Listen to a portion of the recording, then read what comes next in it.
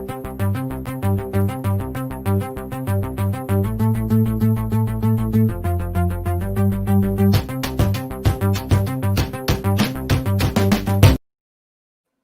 and good evening, everyone. Welcome to this week's outstanding episode of Primetime Gaming with Mr. Boomstick, and we're still missing friends. No, I'm only kidding. We obviously are a little short today. Some folks are running a little late. Clowns is under the weather. Let's hope him and his family are feeling better soon. Tempest's son had to handle some family business. He might make a special appearance later on. We do have Crispy Bomb joining us shortly, as well, of course, as one of our absolute favorites, Gaming Forte, should be here momentarily. But until we get there, we're not actually going to start the show. We're actually going to wait for people to kind of shuffle in. So what I'd like to do is a couple of things. First, I'd like to welcome everybody here and just give people the heads up that if you are new to Double Barrel Gaming, please consider subscribing to the to the channel. You will absolutely love it. There is at least 3 live shows per week that I am doing, and those shows consist of Breakfast with Boom on Fridays, the Xbox Factor podcast on Thursdays, and of course, Primetime Gaming on Monday evenings. And I do have another segment called Double Barrel Gaming Presents, where we talk about news breaks and the stuff that breaks that we don't actually are going to set up during the week when these shows are not live. And a lot of the times that happens at noon, and we don't have anything scheduled for this week, but you never know. Microsoft is funny like that, and we could be getting some information that just pops out of the blue that we want to talk about live on the air. The other thing I want to give people the heads up about is, of course, the contest that Mrs. Boomstick, my brother Neil Mental, and I are doing. If you didn't hear about it, which I'd be very surprised, but if you didn't, this is what we're giving away. Come this fall, we're going to be raffling off 1 Xbox Series X, 1 PlayStation 5 Digital Edition with Miles Morales, 10 PlayStation 5/Xbox Series X games, 1 winner per game, and Mrs. Boomstick just added 1 DualSense controller as well as 1 Xbox Series X controller in Robot White. And so you want to say, how do I get involved in these? Well, quite simple. Is all you have to do is be a channel member and or a Patreon supporter. Those 2 ways to help support Double Barrel Gaming will get you 2 entries if you do both. 1 for the console if you decide to do one or the other. And if you drop a super chat in any of my shows, they are being recorded on a daily show basis. We're going to be raffling off those 10 games, and of course the 2 controllers based on, of course, the super chats from now to the fall. And again, they are being recorded. And again, some people have asked me, how come we're not just doing sub the channel and I could win? Well, because people are frauds. And I want to support the people that support me, and we're doing it in a way where if you are actively supporting Double Barrel Gaming, you got a shot at winning one of these things. And yes, I'm opening this up to the UK. If you do win one of the games, we can send a physical copy, or we can send you the code digitally. And if you are in the UK and you win one of these consoles, well, we're going to pay for shipping and get that to you as soon as possible. Hopefully there'll be no holdups with, of course, customs. And let's get into the first topic as we wait for, of course, the other 2 panel members to get here. Hopefully they get here much sooner than later. And I want to start with a story that I pulled from TheVerge.com, and one of my favorite developers has pulled what I'm calling the D-bag move of 2020. And of course, I'm talking about Remedy 505 games and the game Control. Apparently, it limits free next generation upgrades to its $40 Ultimate Edition. And yes, that means that if you, of course, like myself, bought the season pass, bought the game early to support this company, you will still be left out in the cold. You will not be a part of the next gen upgrade. And again, once again, pulled the story being pulled from the pages of The Verge. Remedy's Control is getting a new $39.99 Ultimate Edition that bundles every update and bit of downloadable content that has been released since the game originally launched in 2019. And it will come out on August 27th on Steam for PC, then on September 10th on the Epic's Game Store and both the PlayStation 4 and Xbox One digitally. Notably, though, buying this new console version will serve as a ticket that grants you free access to the digital upgrade to on the PlayStation 5 and Xbox Series X version via smart delivery when it becomes available. Now, obviously, I'm laughing because I love how the word free. The free upgrade is going to be included in this. And, here's the thing. That's great and all. But unfortunately, that means people who bought the game originally, whether that be day one or weeks later, are not going to be going to be a part of the conversation when it comes to next gen. Not only do I find this to be absolutely gross in every level, I cannot believe that PR approved this. Like, somebody at 505 Games and Remedy said that this was a good idea. Now, folks, I want this to be understood. Right now, as of today's show, we do not know who is officially responsible. This does sound like a publisher move, to be honest with you, where 505 would be pushing Remedy to basically not having a choice to do this. The problem is that we have not heard from 505 Games or Remedy regarding this particular situation. So their silence is obviously deafening and one that should definitely concern gamers. Now, I am going to say this.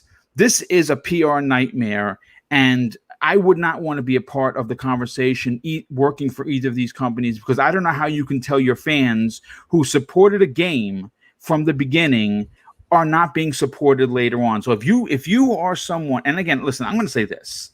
Control is an amazing game. It's probably one of Remedy's absolute finest. And if you enjoy that Quantum Break type of combat, you're going to get that in spades here. So the game is worth every penny.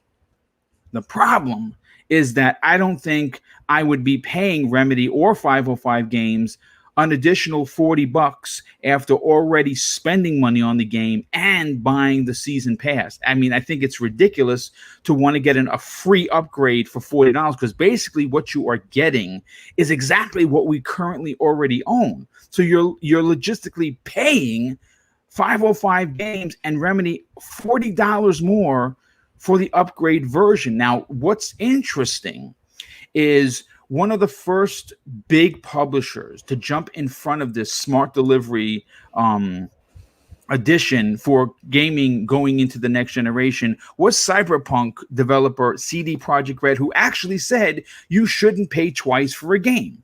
And of course, we're seeing this happen with Assassin's Creed Valhalla. We're seeing this happen with Marvel's Avengers, of course, by Square Enix and Crystal Dynamics. So it really is a bit of a blunder for 505 to say, yeah, listen, if you want the upgrade, here's $40 more, and we'll give it to you.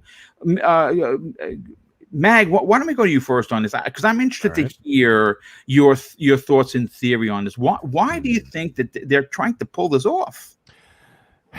All right. I'm not happy about this situation. I'll get that out of the way right now. Now, before I even get started, I never actually bought Control to begin with. Now, there's a reason for this, okay? Because I've been holding out hope since last year. You guys remember when Phil Spencer had that little slip up during a live stream? Yeah. Okay. And then you talked about Control coming to Game Pass. Well, I've had a candle in the window lit ever since that day, waiting for this bloody game to show up. But anyhow, either way, and I'm not going to blame Remedy, okay? I'm not going to blame Remedy. I'm going to blame 505 because they are the publisher. What are they thinking? Yeah. Their game did not sell very well. They should have thrown that game in Game Pass to get more eyeballs on it. But no. What did they do? No, let's charge people who already bought it for more money, force them to get that DLC, taking financial and, by the way, I'm just going to put this out there, emotional advantage of people by introducing Alan Wake to the mix, okay? Because you get a little bit nostalgic in there.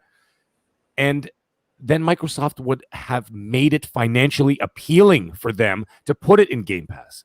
And they would have recouped their investment on a game with lackluster sales. Now, we've already known that Xbox is already in bed with Remedy, not only because of their past, but they're in bed with them right now because of the Crossfire X campaign. Yeah.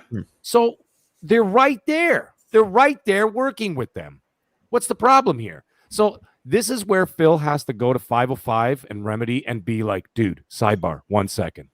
Is anyone listening? Okay, no, okay. How about you guys abandon your stupid idea for next gen? We'll give you X amount of dollars. See what I did there? And okay, but put the Alan Wake DLC, the base game, and have it enhanced for the Series X for the launch of the system, seeing as Halo kind of pissed the bed right now.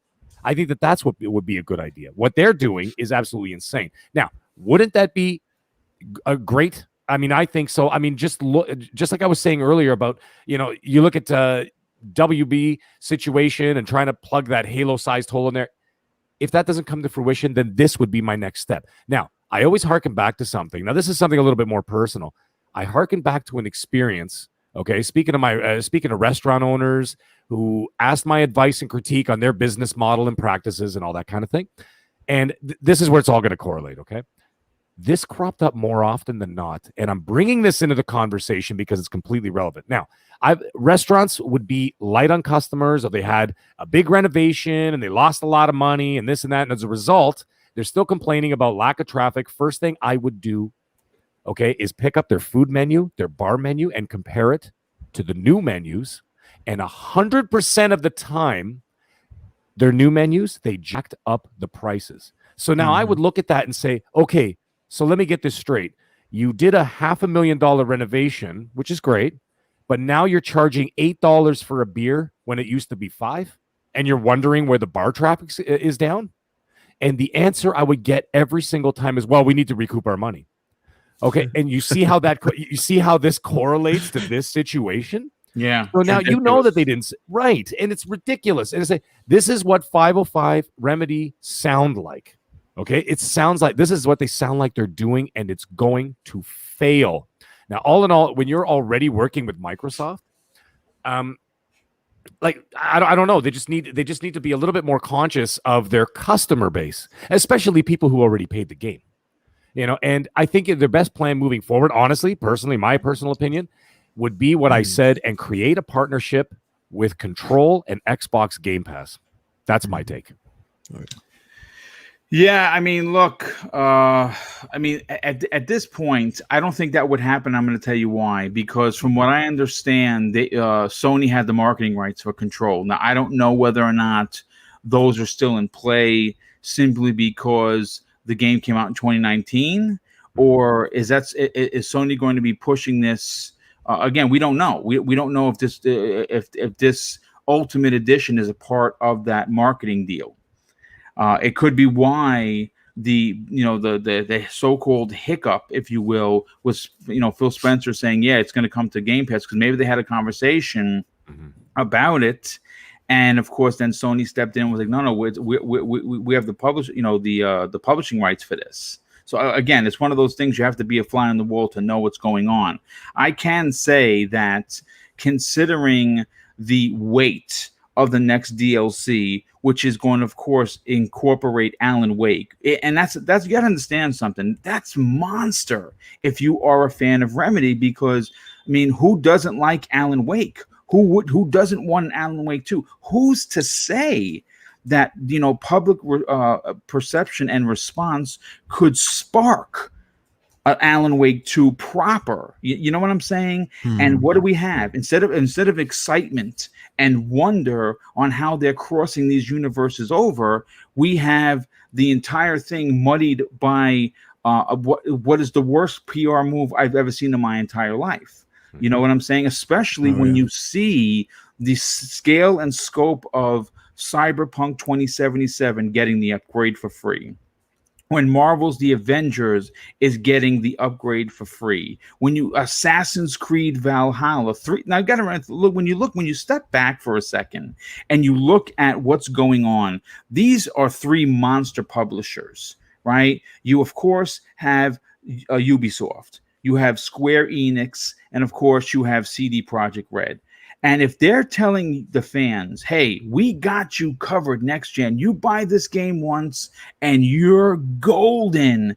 And then here is 505 games. And I think what's frustrating more than anything is the fact that they just posted some good financials for both companies, both Remedy and 505 Games. And when you post positive financials, that means that public perception of your company is good. And I want to bring up a particular point. You know, a good friend of the show that I think everyone knows is, of course, Randall Thor 19. And over the weekend, him and Jez had the Xbox 2 podcast. I believe they had it on Saturday. I started listening to Sunday when I was when I was cooking. And Rand is, admittedly a huge Remedy fan, loves their games. And he obviously talked about this on the Xbox 2 podcast. And you can tell in his voice and his demeanor that he was sickened by this. And he said something pretty interesting. And he says that if 505, or more specifically Remedy, not only does address this, or this comes to pass without any changes, it's it's highly unlikely that he's going to purchase anything from Remedy ever again. And this is coming from a huge fan. And you know what? I have to agree with him. I would be very hard pressed to purchase anything from Remedy, and knowing that 505 Games could potentially be the one that is publishing it, I wouldn't touch it with a 10-foot pole, simply because what if they do this again? Cyber, I want to bring you into the conversation. Now, you obviously heard my opinion. You've heard Mag's opinion. And we've even talked about someone that's not here, but of course in the positive manner. And that's Randolph 19, who said he would not buy another Remedy product if this is not rectified ASAP. What are your thoughts on his comments, but more importantly, the situation as a whole? Man, first of all, it feels good to be back. Thank you, everyone that sent me some good messages on Twitter and on Xbox. Thank you so much. Everything's okay. We just lost power for a week, but glad to be back. I 100% agree with Rand. You know, I can't understand for the life of me think that anyone thought that this was a good idea, but something exactly like what Mag said. Just a way for them to recoup some of their money. Maybe they didn't meet sales expectations for the game, and this is going to be a way where they can make up, that margin somewhat. What I don't understand is if you, this is so anti-consumer, especially to your hardcore fan base, just because this ultimate version didn't even exist when the game came out. There are people who bought the vanilla game. There are people who bought the season pass that will not qualify to get the next gen version. And what message are you actually sending to your loyal hardcore fans? That if you want to experience this next gen, you're going to have to buy this game again. Yeah, like it does not make any sense. Who at Remedy or 505 Games, because there has been some reports too that they said that this was Remedy wanting to do this. It was either 505. Like, we don't know the full tale of the story. Kind of what Rand said. If they don't come out and get in front of this and actually explain the situation, or maybe, we're doing this for X, Y, and Z, it just makes the company look extremely bad. Like, I can't for the life of me. And I've been on the same boat as MAGA as well. Ever since you heard Phil Spencer say Control is coming to Game Pass, I said, okay, I'm holding off. Like, I've been waiting for it. But you kind of mentioned something too, Boom, because PlayStation had the marketing for this game, correct? Yes. So I don't know if there is a deal there, or, something in the clause that says, hey, you can't, put this game somewhere. I have no idea, but it's still not on Game Pass.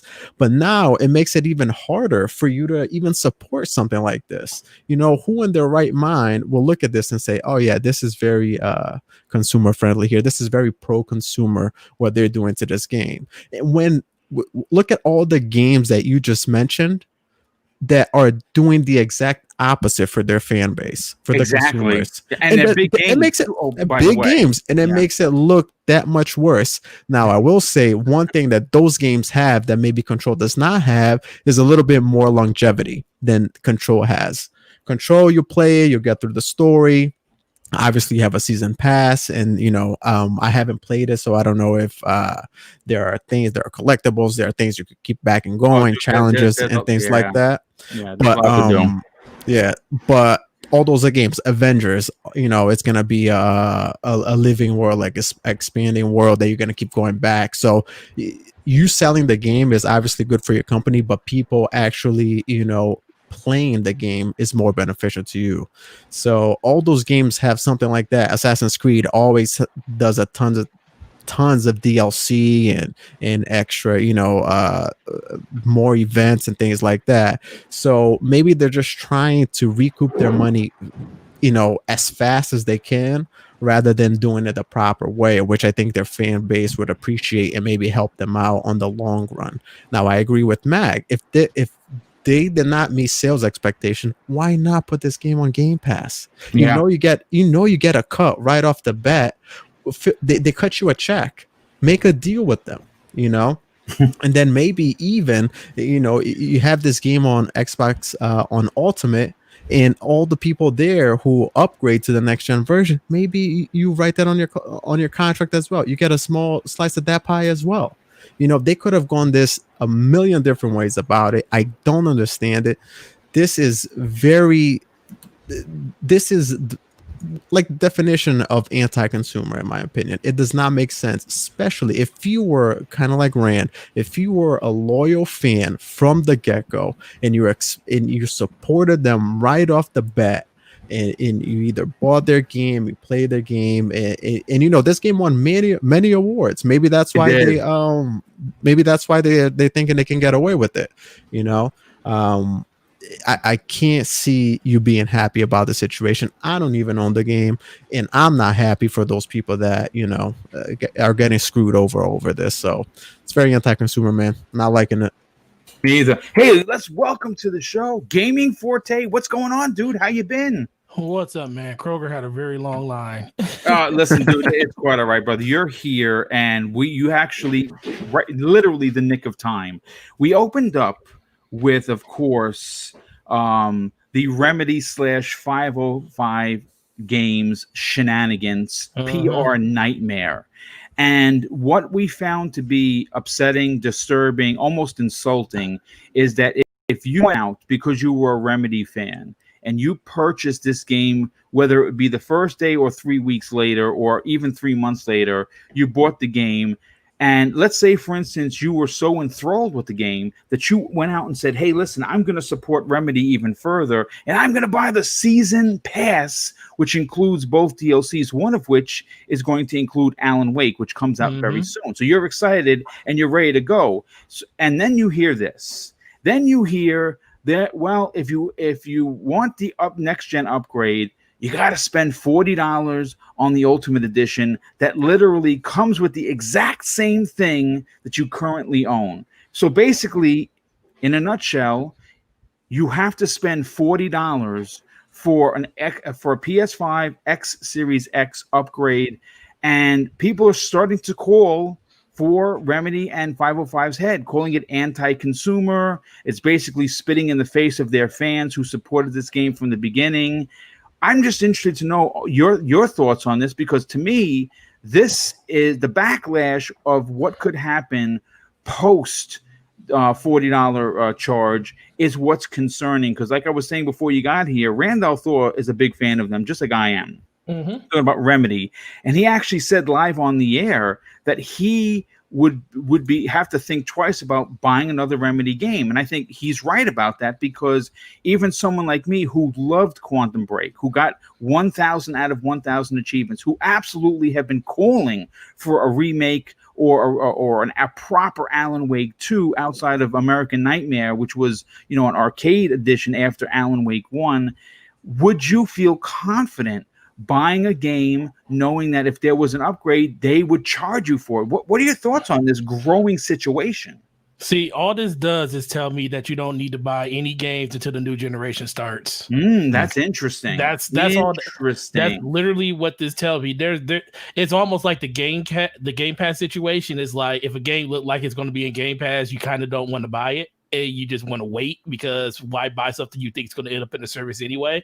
This is like the first step in that. And for me, I understand what they're doing. I don't agree with it. There's many ways they could have actually attacked this. One of those is, I think the biggest hang up is for the people that bought all the content and you don't get anything. It's pretty ridiculous. I think that's the part that sticks with people the most. If they wanted to, like me personally, I can understand that they want to make extra money off the game. Most developers do. We really haven't seen a lot of the games that we know. Some of the games that are going to be coming that's already been released, that's going to be going over to the next gen with upgraded graphics and everything, mostly first party, not so much of the third party, but we know they're coming. But a lot of people been on Twitter and stuff say, well, we got games like NBA and stuff, they're charging and stuff like that. I'm saying, yeah, but you actually haven't purchased that product yet. That product's not in your possession, so you're still buying into the ecosystem, and then they're letting you know the different ways you can get in. NBA wants you to spend $100 to get the next gen upgrade, which is their prerogative, and that's what they want to do. That's what they're going to do. But at least they're giving you an option before you purchase the initial item. This is like, you're just screwed all around. It's like, you almost want to think like, I mean, listen, we don't make games, but it's almost easy to say exactly what they should have done. If you want to charge people for an upgrade, you just say, hey, if you have the season pass, you automatically get the upgraded to next generation for free. Yeah. If you don't have it, buy the season pass or buy the ultimate edition of the game. Comes with all the content, you instantly get upgraded. Still sucks, but at least that way you're basically saying the people that want to actually play the game next generation, either they have the DLC or they're going to buy the DLC. Especially would have been a really good marketing ploy with the push of Alan Wake being added into the game. Yep. You're basically telling people like, hey, new DLC, buy the season pass, you'll get the next gen upgrade for free. No worries, if you already have it, you're going to get it automatically attached to your account. That's the way they should have did it if they want to charge people in general. But the fact that this is happening, it's just been telling me like, over the last part of this generation, don't buy, unless it's a game that you can't wait for, don't buy anything.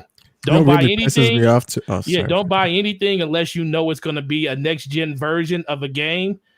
Because if you don't know that, you don't know how long your lifespan with that game is going to be. And it sucks, but that's exactly what I took from that whole conversation that they had with their fans that love their game the most. And I love Quantum Break. I thought that was one of the most underrated games that Microsoft came out with. Sure, it had bugs galore, but they put a lot of time into fixing that, remastering it. I played it on PC. I played it on Xbox, and I really enjoyed the TV show aspect of it. I watched it all the way through, and I thought they were heading in a really good direction. And this really tells me that, hey, if we're going to get an upgraded version of that game, are we going to have to pay for it?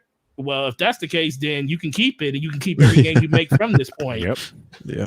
I was just going to add one thing. Sorry for it. What really pisses me off, and we as primarily a console gamers, right? I also have a PC that I play on. This does not happen on PC. Now, is this the same thing? Are they doing the same thing on PC? Because normally you get the free upgrade. You get the free. I had not. I only heard it on consoles. I don't think this happens. So on PC. So PC on Steam or on Epic, you get a free upgrade to the game. I believe so. Because and that's the thing that sucks, because I understand why they're doing that, because it's always been like that on PC, because technically any PC can play any game. All you got to do is add the assets into the game. You're not really technically upgrading hardware to do it. 2080 Ti is more than capable of running whatever the hell they're doing in these next generation systems. So I understand why they're doing that. But it's to a tipping point where you're like, look, man, Xbox is PC, PC is Xbox, and this is kind of be a situation where Microsoft needs to go to remedy. And like I said, Microsoft got a whole bunch of other things to worry about when it comes to their system, when it comes to Halo and everything else, and Game Pass in general. But this is a situation where you look at like, hey, maybe if this was in Game Pass, it wouldn't have happened.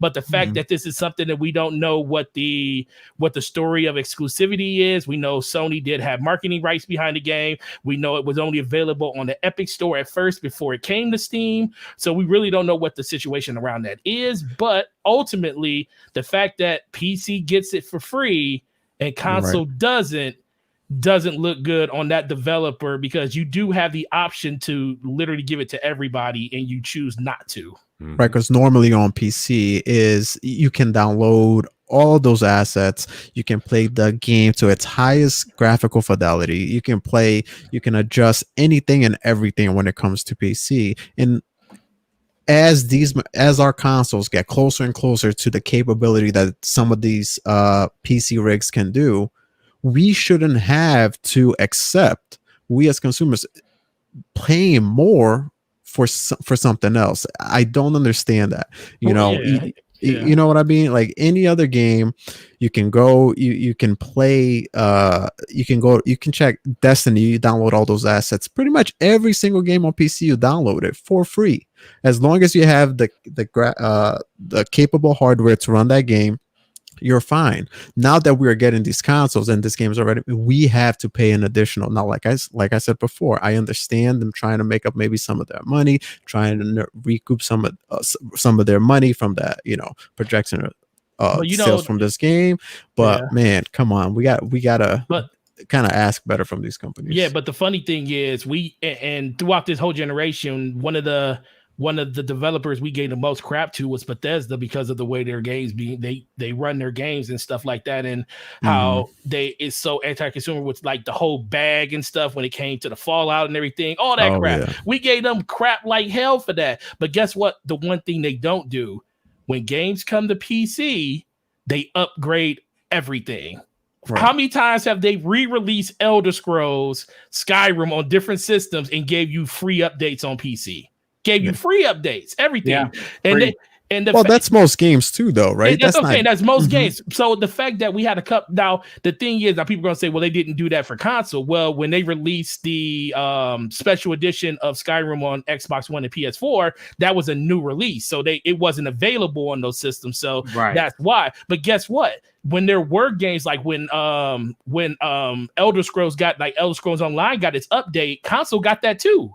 They got the fidelity update on Xbox One. They didn't charge you for it. They also got it on PC. All that stuff got updated up, and that's something that happens. So there's developers out here that do that. It's just that that's why this was so troubling, because this is something you don't want to see become the norm. Because if it does become the norm, just like $70 games, all it takes is one company to succeed doing it, and everybody else will start following suit, because they see that people are willing to pay the money, and that's something I don't want to see.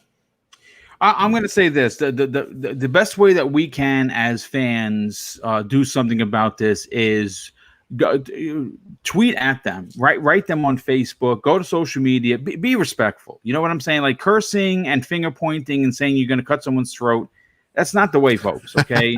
Because you know how people, this is the internet. And of course unfortunately there are people with mental illnesses that believe doing those types of behaviors is the right thing. And that's a dark hole that we're not going to go down.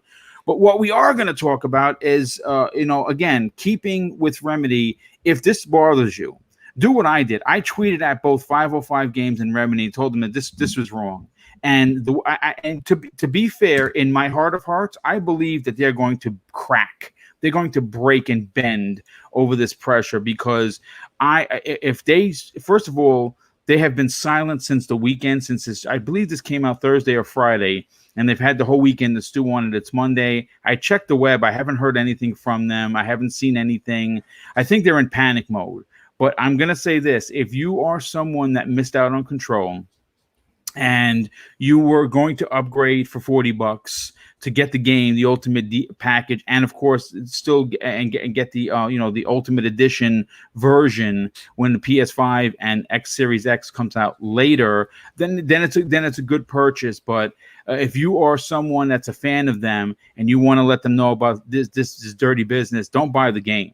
I mean, I'm certainly not going to put any more time. I'm going to play it on my Xbox One X with the Alan Wake DLC, but they're not getting another dime out of me. That is for sure.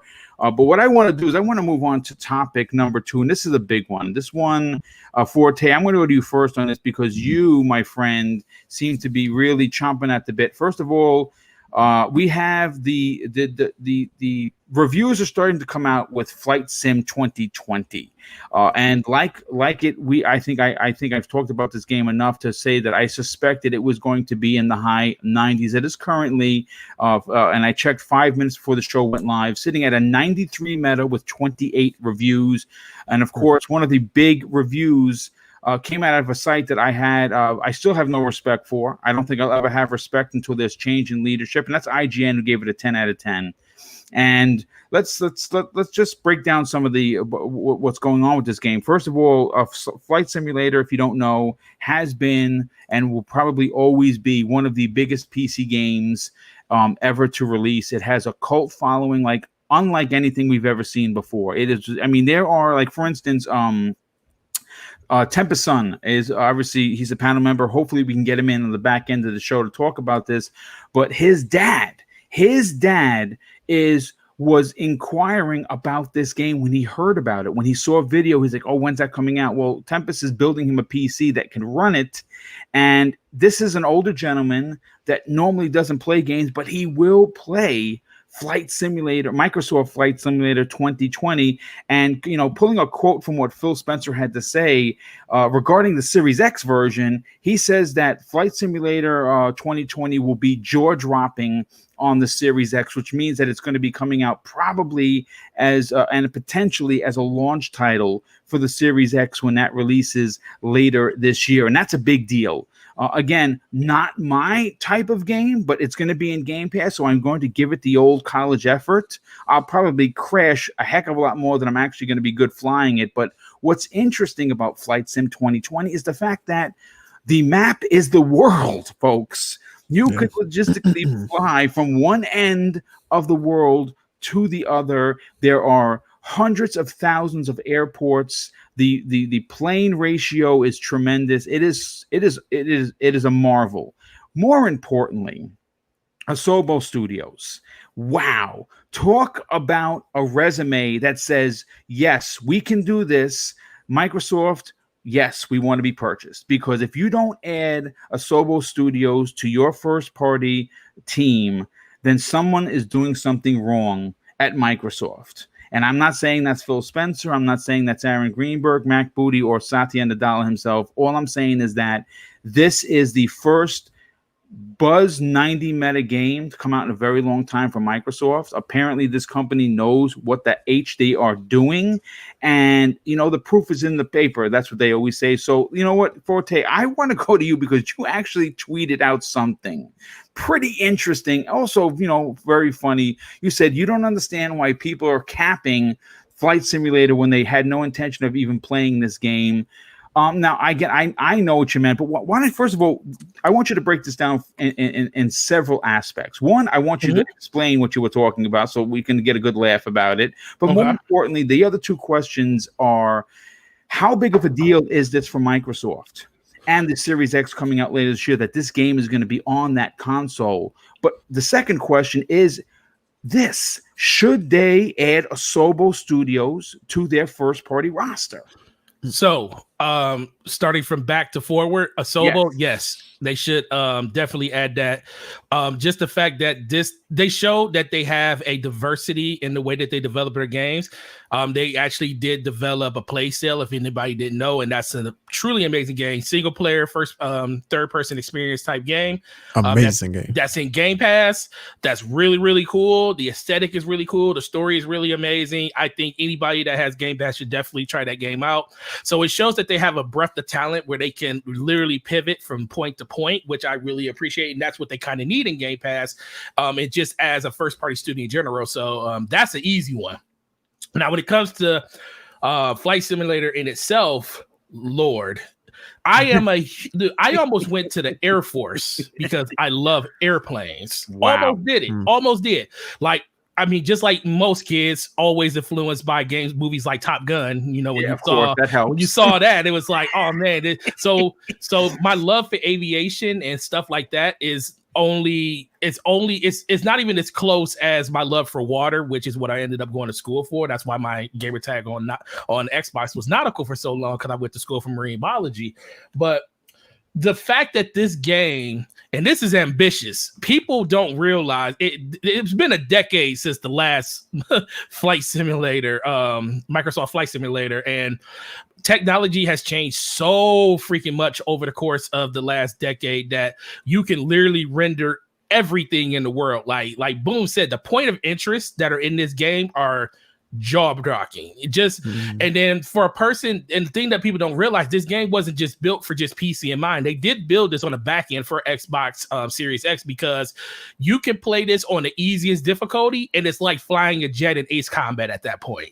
It's very approachable in that manner. Now, the simulator style of the game is definitely there. If you crank that thing up to like its hardest difficulty, you are literally flying these commercial jets like you are literally flying them in real life. So basically, if you sneeze and drop your core in your lap, you're killing crashing. Millions.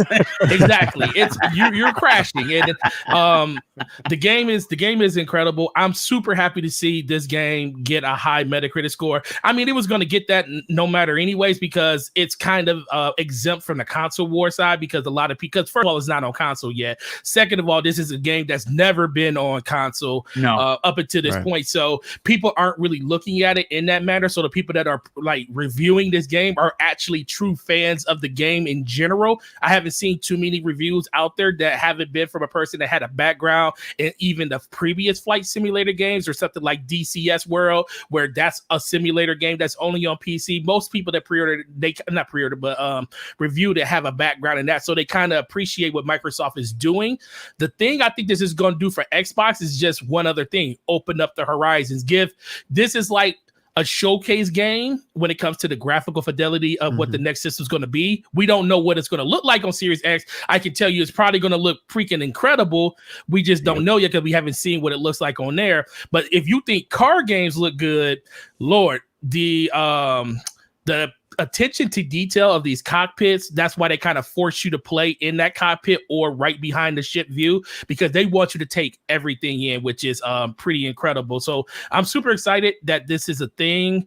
I really hope they buy Asobo Studios. And when it comes to the last thing, probably the funniest thing, the post this morning, I was watching people this whole morning talk about 90 Metacritic games and how Microsoft finally got some, and I'm like, what got 90? I said, oh, they must be talking about Flight Simulator. So I went to go look at the Metacritic. At the time, it was sitting at a 97. Yeah. And I was like, oh, okay. Flight Simulator got it. Then I looked again, it was at a 94 because some other reviews hit in. And people just kept capping. And I was like, wait a minute. So I went back, way back, when Microsoft showed this game off before. And I was like, all these people that are talking about this game said that, oh, this doesn't matter, it's not coming to console, or oh, it's Flight Simulator, it looks good, but I'm never going to play it, and this and that. And then I'm like, and then all of a sudden, and like, this is Xbox fans in this, and I'm an Xbox fan, we're all Xbox fans here, we're just gamers in general, and I'm going to give Xbox fans the smoke just like I give PlayStation fans when they say something stupid. I'm sitting there like, wait a minute. All y'all said y'all didn't have nothing to do with this game, but all of a sudden Microsoft gives you a game that's a 90 plus Metacritic, and you act like you are about to go out and play it today. That's why I literally told people, I was like, look, I want to see screenshots of you in the game. And to some people's credit, they actually did that. People were updating the game. Shout out to that 93 gig update that you're going to have on day one when the game comes out, because the game's already 163 gigs on PC. So you're talking about a quarter of a terabyte used for this one game. Ridiculous. Hopefully they optimize that for console, which I highly doubt. I think it might be a little bit bigger. But look, man, Flight Simulator is going to be a good game. I'm going to play it. I already have it installed on my PC right now, because why wait for greatness? I have a flight stick and everything that will work with it, because I got the one for Ace Combat when it came out, and that works with this game. Nice. So that's going to be enjoyable. But listen, when it comes to this game, All I want to do is just be happy. Tell people congratulations. Say, hey, you finally got a 90 Metacritic game or whatever like that. But don't use this as a springboard into a conversation to start a console war with somebody else, because all they're going to do is say, wait a minute, you're the same guy that said you weren't interested in this game, but now all of a sudden it had a good review. Now you are.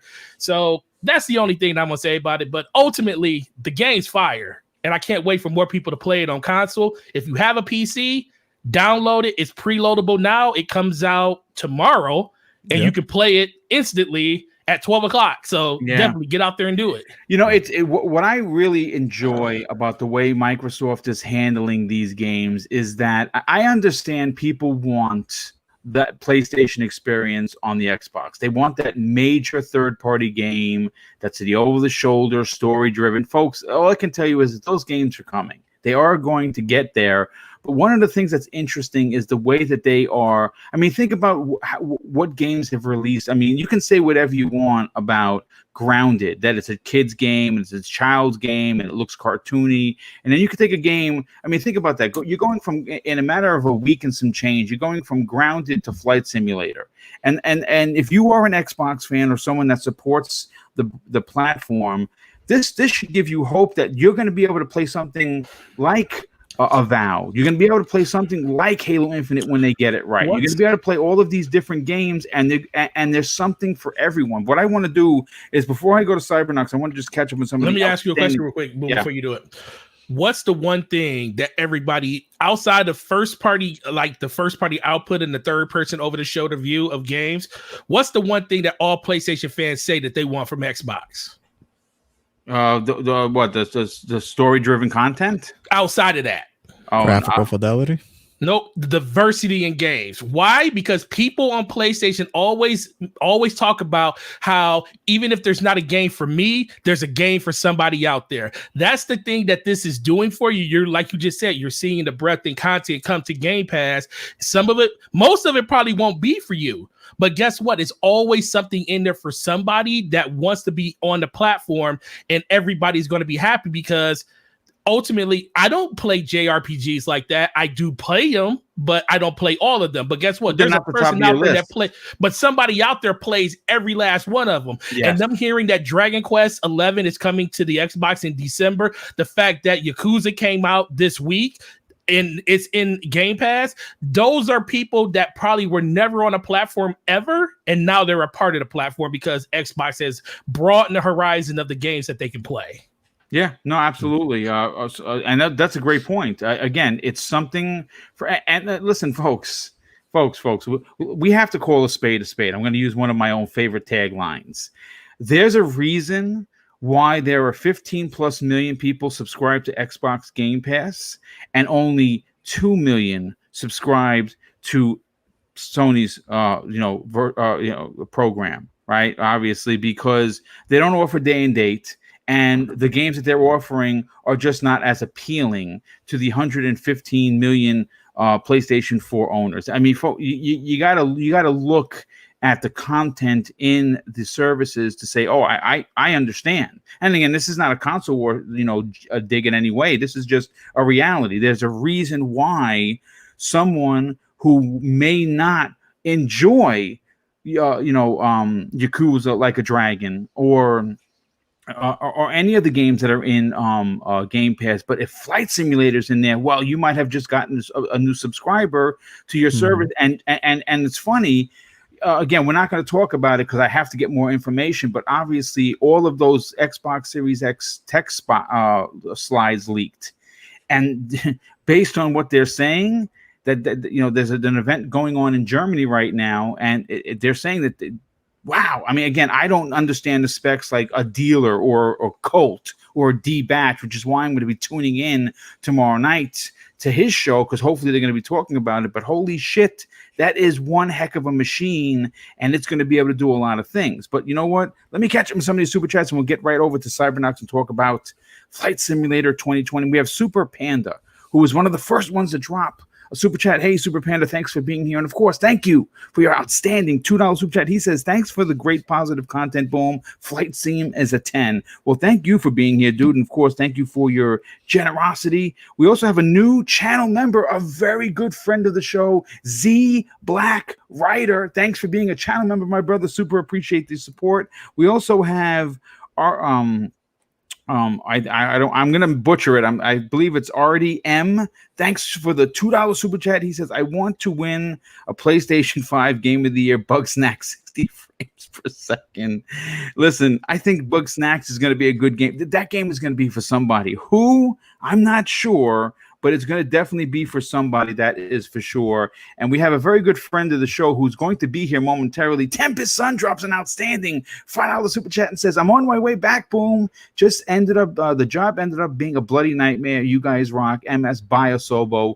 We also have another super chat coming from a good friend and a generous friend of the show, Nightwolf 3186 drops an outstanding $5 super chat and says, glad to be back live with the crew. Been working a lot and missed some of the live shows. P.S. Gaming Forte touched my soul with that Top Gun comment. So, Cybernox, listen, again, Flight Simulator is something I'm going to play. It's not at the top of my list because I've never been into them. I've never been a PC guy. But because it's in Game Pass, because it's coming to the console, I'm probably going to give it a shot. And who knows, I might like it. But for you, as a fan, potentially, of this game, how big of a deal is not only is this game scoring as high as it's scoring, the fact that Asobo Studios, that people that absolutely discounted as being the ones that just make kiddie games, completely made a bomb title that is sitting at a 93. Two questions I have for you. What are your thoughts on Flight Simulator 2020? And more importantly, is Asobo Studios going to be the next studio added to XGS? Oh man, this game, to me, I've never tried it on PC, but as soon as I heard that it was coming to Xbox, it was probably it was coming to Xbox Game Pass. It was one of those games that I definitely wanted to try. There are a few simulators that I do like to try and play. Like Forte alluded to earlier, you can play this as a game, or you can literally play this as a simulation. I'm going to play it as a game because I suck at simulators. As an actual simulation. And I think that every generation we get a game that pushes the capability, that graphical fidelity for a game. Typically, our car games. That's how you actually showcase the power of your console, hardware, things like that. And in this case, I think Flight Simulator is doing exactly that.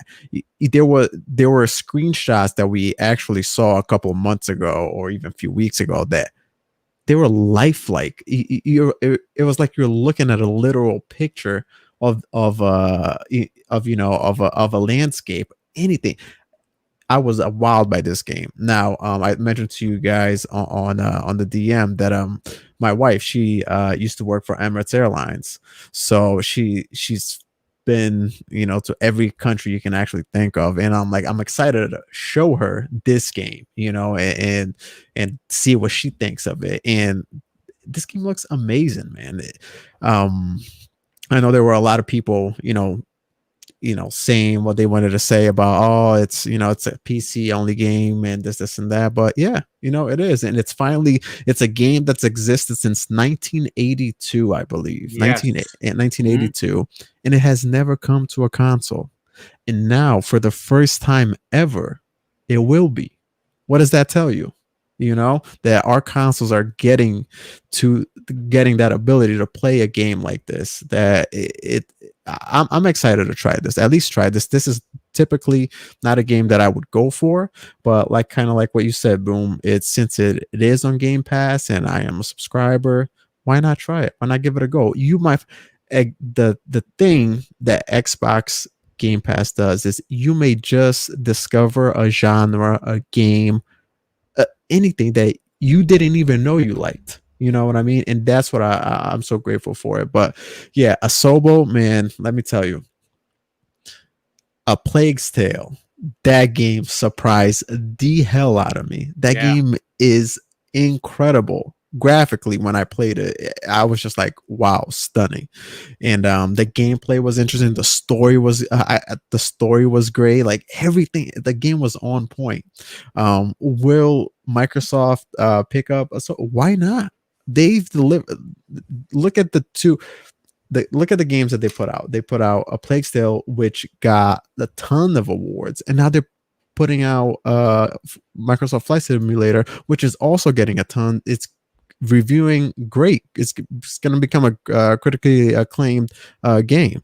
So yeah, if Microsoft wants to expand their studios, they want to keep introducing these types of games to this level of quality, you have to go ahead and get those studios that are capable of delivering those types of games. And Asobo seems to be one of those. So yeah, absolutely. I think they should go ahead and get Asobo on the got us up to be number 16, right? Under their umbrella. Yeah, it would be number 16. Yeah, and I'll say this: you bring up A Plague's Tale. This is a game that I like to put side by side with Hellblade 1, Senua's Sacrifice, and I say that because, like both titles, and like many of the Sony titles that I personally enjoy. I mean, listen, again, if you follow me on a regular basis, you know I'm very transparent about my playing habits. Sony is a console I support through and through, not only with just the console, but VR. I'm a big fan of VR. I have about 40 or 50 games. I love it, right? And one of the things that I love about Sony is their over-the-shoulder, third-person, story-driven, adult-themed games. It's what I live for. It's why I will not pick up the Xbox controller for 3 weeks like I did when I was platinuming Ghost of Tsushima, which just got announced for free co-op gameplay coming. I believe it's later next year, which is amazing.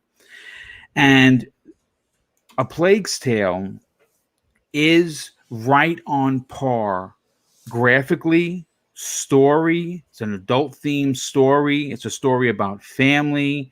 It's about sacrifice. It is a deep story. It's a big tale.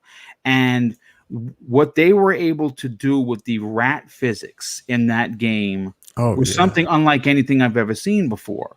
So now you turn around and you say, well, wait a second, what would qualify as a purchase? What would qualify as a studio that you can turn around and be proud of and say, you know what? Let's let them take it to 11 by giving them a budget 3 times what they used to make Flight Sim or to make A Plague's Tale. And you can turn around and make A Plague's Tale too, because there's potentially was kind of left with a little bit of a window to open. Or you can say, you know what? A Plague's Tale was so great. We want you to make a story-driven, adult-themed, third-person action game like that. Go crazy. Here's a bag of money. And I think that when you look at what they've done in their last 2 entries, both A Plague's Tale and now Flight Sim, A Plague's Tale, and if someone could look it up in the chat, I'd greatly appreciate it, what the meta is on that. The meta was pretty high. It was a darling with the community, and now you have Flight Simulator sitting at a 93. They have talent at the studio. To me, this is an automatic buy. Now, granted, they could already be a part of the of XGS. It just hasn't been announced. But if they're not a part of XGS, and anyone from Microsoft is listening, and I know that you guys are, I do have some confirmed fact that a few do listen to these shows.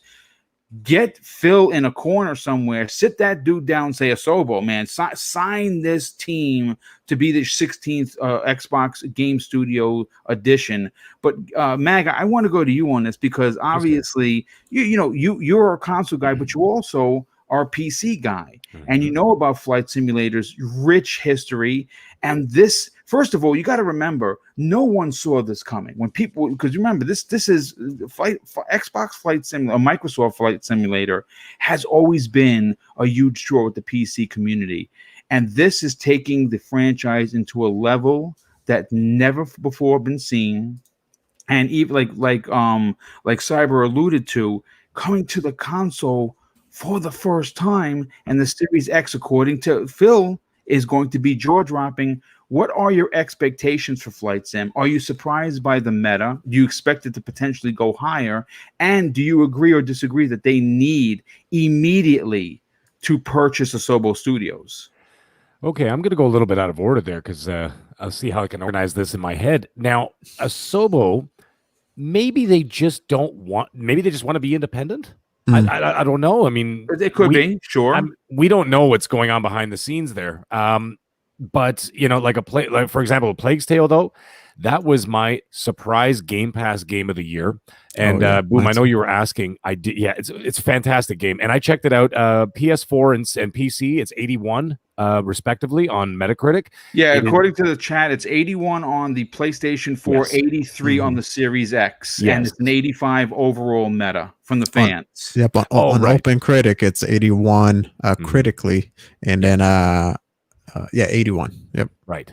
Yeah. So, I mean, it did very, very well. And that was a game that not a lot of people knew about or knew it was coming. I didn't know anything about it till it actually came out. Anyhow, very pleasantly surprised by that. Am I surprised by the Flight Simulator Metacritic? Absolutely not. This game looked magnificent from day one. All they had to do was just execute and make it an experience that people would be, interested and entertaining, that they would want to actually play. Now, I actually have a lot of personal history with Flight Simulator, and I could tell you, and actually, I think it was Cyber said it a little bit earlier, 37 years ago, it was November 1982 is when Flight Simulator came out, and my father bought a PC Junior. If anybody is old enough to remember a PC Junior, okay? I remember because I'm old. Oh, yeah, exactly, right? And you know what? And this was the most powerful home PC you could buy at the time at a whopping 128 KB. If you can believe that. That's how not powerful this thing was. Anyways, my father brought home Flight Simulator, and I was only like 7 or 8 years old, and I was just like, what is this? What is this? And it was pretty amazing, and I was mesmerized by it. And that's a pretty, it really clung to me. And funny enough, actually, if you fast forward 37 years later, my dad and I watched the Flight Simulator trailer together for the new one, and it was a really, really cool moment. Anyway, I just thought I'd just well, thanks for sharing. That is awesome, dude. Awesome. It was a really touching moment for me, just like coming full circle that way, right? So anyhow, this morning I get up and I see 10 out of 10 on IGN. And I'm like, wow, okay, this is serious. IGN's giving it a 10 out of 10. So I read it in detail and everything else. Really, really interested. Gorgeous graphics. It is a magnificent feat. The attention to detail is absolutely incredible and unmatched. And Boom, you mentioned it about 10 minutes ago. You want to talk world map? It's the whole world. It's the whole world. Yeah, it's crazy. That's your world map. Okay? No chargeable DLC necessary. No. What? Yeah, the DLC is going to be Pluto. So now this game might not be everyone's bag. Okay, sure, it's not a God of War, it's not a Last of Us, it's not a Gears, it's not a Ghost of Tsushima, but it's someone's bag. Yes. It's someone's out there. At least, in the very least, Microsoft is offering something different for a more diverse lineup of games, and you have to, at least if you don't even like it or never have any intention of playing it, at least appreciate what they're doing. Now, I'm not going to sit there. I'm not going to lie to you guys. I'm not going to sit there and do a 4-hour flight. Okay. I'm not going to do that, but I am going to play it on the Series X just to see it as a showpiece of the hardware. Yes. There was something else that actually struck me that was really interesting that'll really give that immersion, which I know it's a pipe dream, but can you imagine playing this in VR? Can you imagine how incredible that would be? I mean, you would need a VR headset so powerful, blow your head off. But I mean, it would be absolutely incredible. I mean, even just the other details I did notice that was really, really just the immersion alone, right? The immersion, oh my God. And the tower control. The tower control talk was unbelievable. You're sitting there like, 3 fights, 4 fights. And I was just sitting there like, oh my God, it's like I'm there. Anyways, it was magnificent. So anyway, I'm very excited. I'd like to hear when I'm not going to play it on PC. I'm going to be playing it on the Series X because I want to see what the Series X can do. That is one game, Mag, that that's going to push the system's capabilities to its its opening core, it's going to be this game. And to have that, and again, based on what we from what we understand, this is going to be available for the Series X the day the console releases in Game Pass. That's a big launch title. It is. And so now, you know what? If you want to piggyback off the positive press, this is what you do as a marketing, Greeny, if you're listening, okay? Yeah. If you want to piggyback off the positivity and you want to strike while the hammer's hot, then you strike, okay? Now, when IGN gives you a 10 out of 10 and you're sitting at a 90 plus Meta-Critic, this is when you say, and by the way, it is coming day and date for the release of Series X and all its glory. You have to do that. And that's what I think they need to do. So, like I said, strike now. Okay? Now that everybody's talking about it, we're talking about it. People in the chat are listening to us talk about it. People after the show are going to hear us talking about it tomorrow when they listen to the replay. Okay? So this is when they have to strike. And they have to go, by the way, it's coming out day and date in Game Pass on the launch of the Series X. And that bolsters up your launch lineup a little bit with some positive press. That's my take. It's a great take, as a matter of fact, and I agree with you. I agree with you on every level. More specifically, if anyone from Microsoft is listening, yes, you do that. You go. What you need to do is wait for the review scores to come in, and you need to do an advertisement with all of the big reviews, like 10 out of 10. Sony does it all the time, and they do a great job of doing it. Again, it's that 24-inch Python marketing arm of Sony.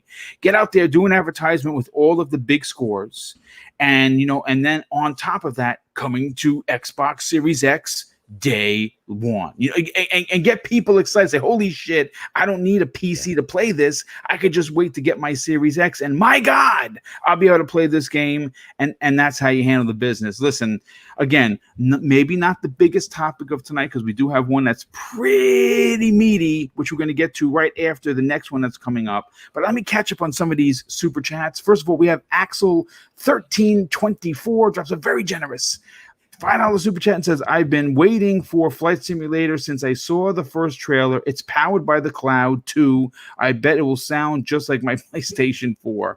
Well, I had a PlayStation 4 that Pro that was bad. It was so loud, and thankfully Mrs. Boom surprised me with the God of War edition, and it sounds as quiet as my X, which is great. Mariano Pampa, a good and generous friend of the show, drops an outstanding $5 super chat and says, boom, as King says, you don't got to buy it. You just got to try it. And obviously he's talking about when it goes into Game Pass. Great panel as always. Thank you guys for the content. Well, thank you for being here, Mariano. Definitely appreciate the support as always. We also have another super chat that came in from Victor Alistine, drops an outstanding $2 super chat and says, Bungie, Asobo, WB, that's a lot. That's a lot. Is it feasible?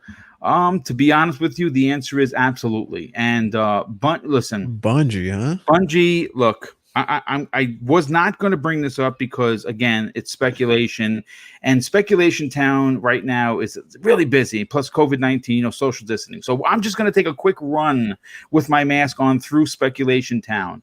The other day, a very good, very vocal friend of the community, Jeff Grubb, put out a tweet that got a lot of ground. And he said something to the effect, what is the craziest thing you would like for Microsoft to do to remove the sting of the Halo Infinite delay? And again, I'll talk about him like I talked about him before. A good friend of the show, Randall Thor 19, says add Bungie to Xbox Game Studios. And I didn't see the tweet. Someone reached out to me. I'm still looking for it. I believe I'm going to reach out to Cognito. The head of Bungie actually responded to this tweet, and he wrote in parentheses Bungie. Now, what does that mean? Does that mean that Bungie is joining Xbox Game Studios? Does that currently mean that Phil Spencer and Xbox are working out a deal to bring Bungie back and to add them to XGS? Well, I mean, folks, do the math. I mean, we're in Speculation Town, so in the math in Speculation Town is 1 equals 1 million, in my opinion. So is it possible? Sure. Is it likely? I don't know. But man, that would be a splash to bring Bungie back. And I know people would say, well, give them Halo and fix it.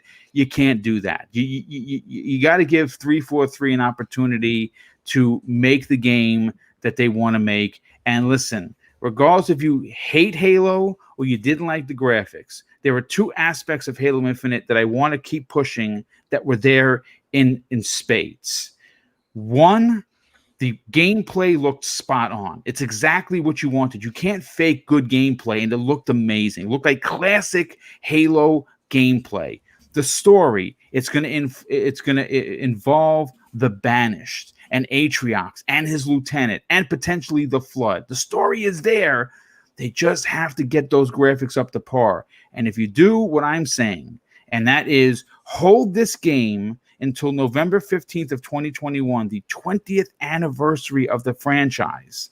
Hold it, give it 15 more months of TLC, get some help in there, and make this game as great as it can be. It's going to be amazing. What I want to do is, again, I want to just well, let me just catch up on the super chats. One more came in. Nightwolf 3186 drops another outstanding $5 super chat and says this: Hey, Boom, just a quick thought. Love when we all go into Speculation Town. LOL. I think we need a Speculation Town special edition podcast one day. You know, I'm working on something in the brain pan. Mrs. Boom is on vacation this week. That's why I don't think I'm going to do any extra shows, because obviously she's on vacation. We have a lot of stuff that we're going to do, but I want to move on to topic number 3, and I think this one is a little bit thought-provoking, I think, personally, and one that made a lot of traction. Now, we all know who John Linnerman is. He is a part of Eurogamer. He's a part of the very vocal and professional Digital Foundry. And he went on to Twitter, and he actually posted this. And what that says is this: it sure isn't fun to discuss next generation. This has been the absolute worst experience I have had leading up to new consoles. What should be a fun time has been reduced to ashes. I say delay it all until 2021. Now isn't the time. Push it back. And I saw this, and I figured, you know what? This would be a conversation that not only did I want to have with this outstanding panel, but I wanted to have with the nearly 400 folks here that are going to hit that like button and say some positive things in the comments once the show is over. I want to get you guys and gals' opinion about this. And the reason why I decided to make a topic of this is because immediately a good friend of the show, in fact, he's a very, very stout panel member of RDX, Jay Fonzarelli, also known as the Grounded Gamer, responded to John Linnerman with this tweet. And he says this: sorry, but with all due respect, I don't think this is a good take on the matter. In the state of the world right now, people enjoy the escape movies and television, and these games provide. These consoles are a huge escape. I'd rather try and have some fun than down and hold on a sec. Let me just hold on a sec. Let me just stop this banner. It says these consoles are a huge escape. I'd rather try and have some fun than drown in misery.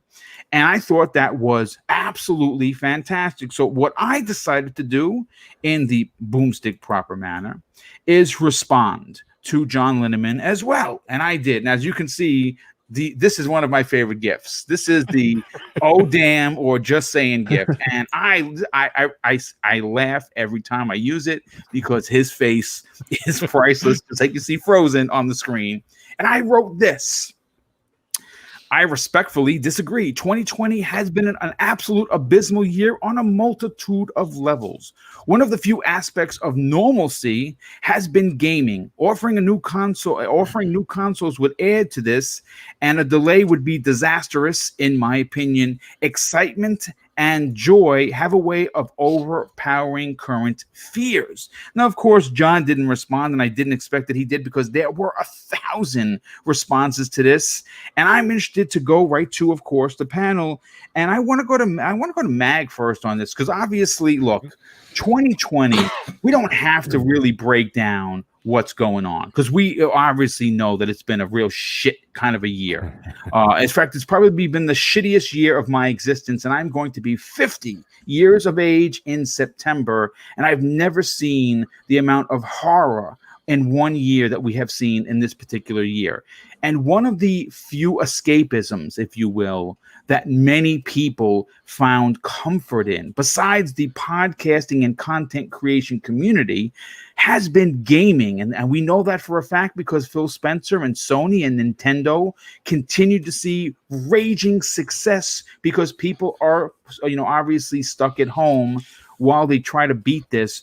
I'm interested to know, do you think John has a point that maybe because of all the game delays, we should kind of just reset this and hope for 2021 being better? Or do you agree with me and the grounded gamer that no, we need these consoles to put the wipe the shit away that 2020 was towards the end of the, to start our holiday off fun?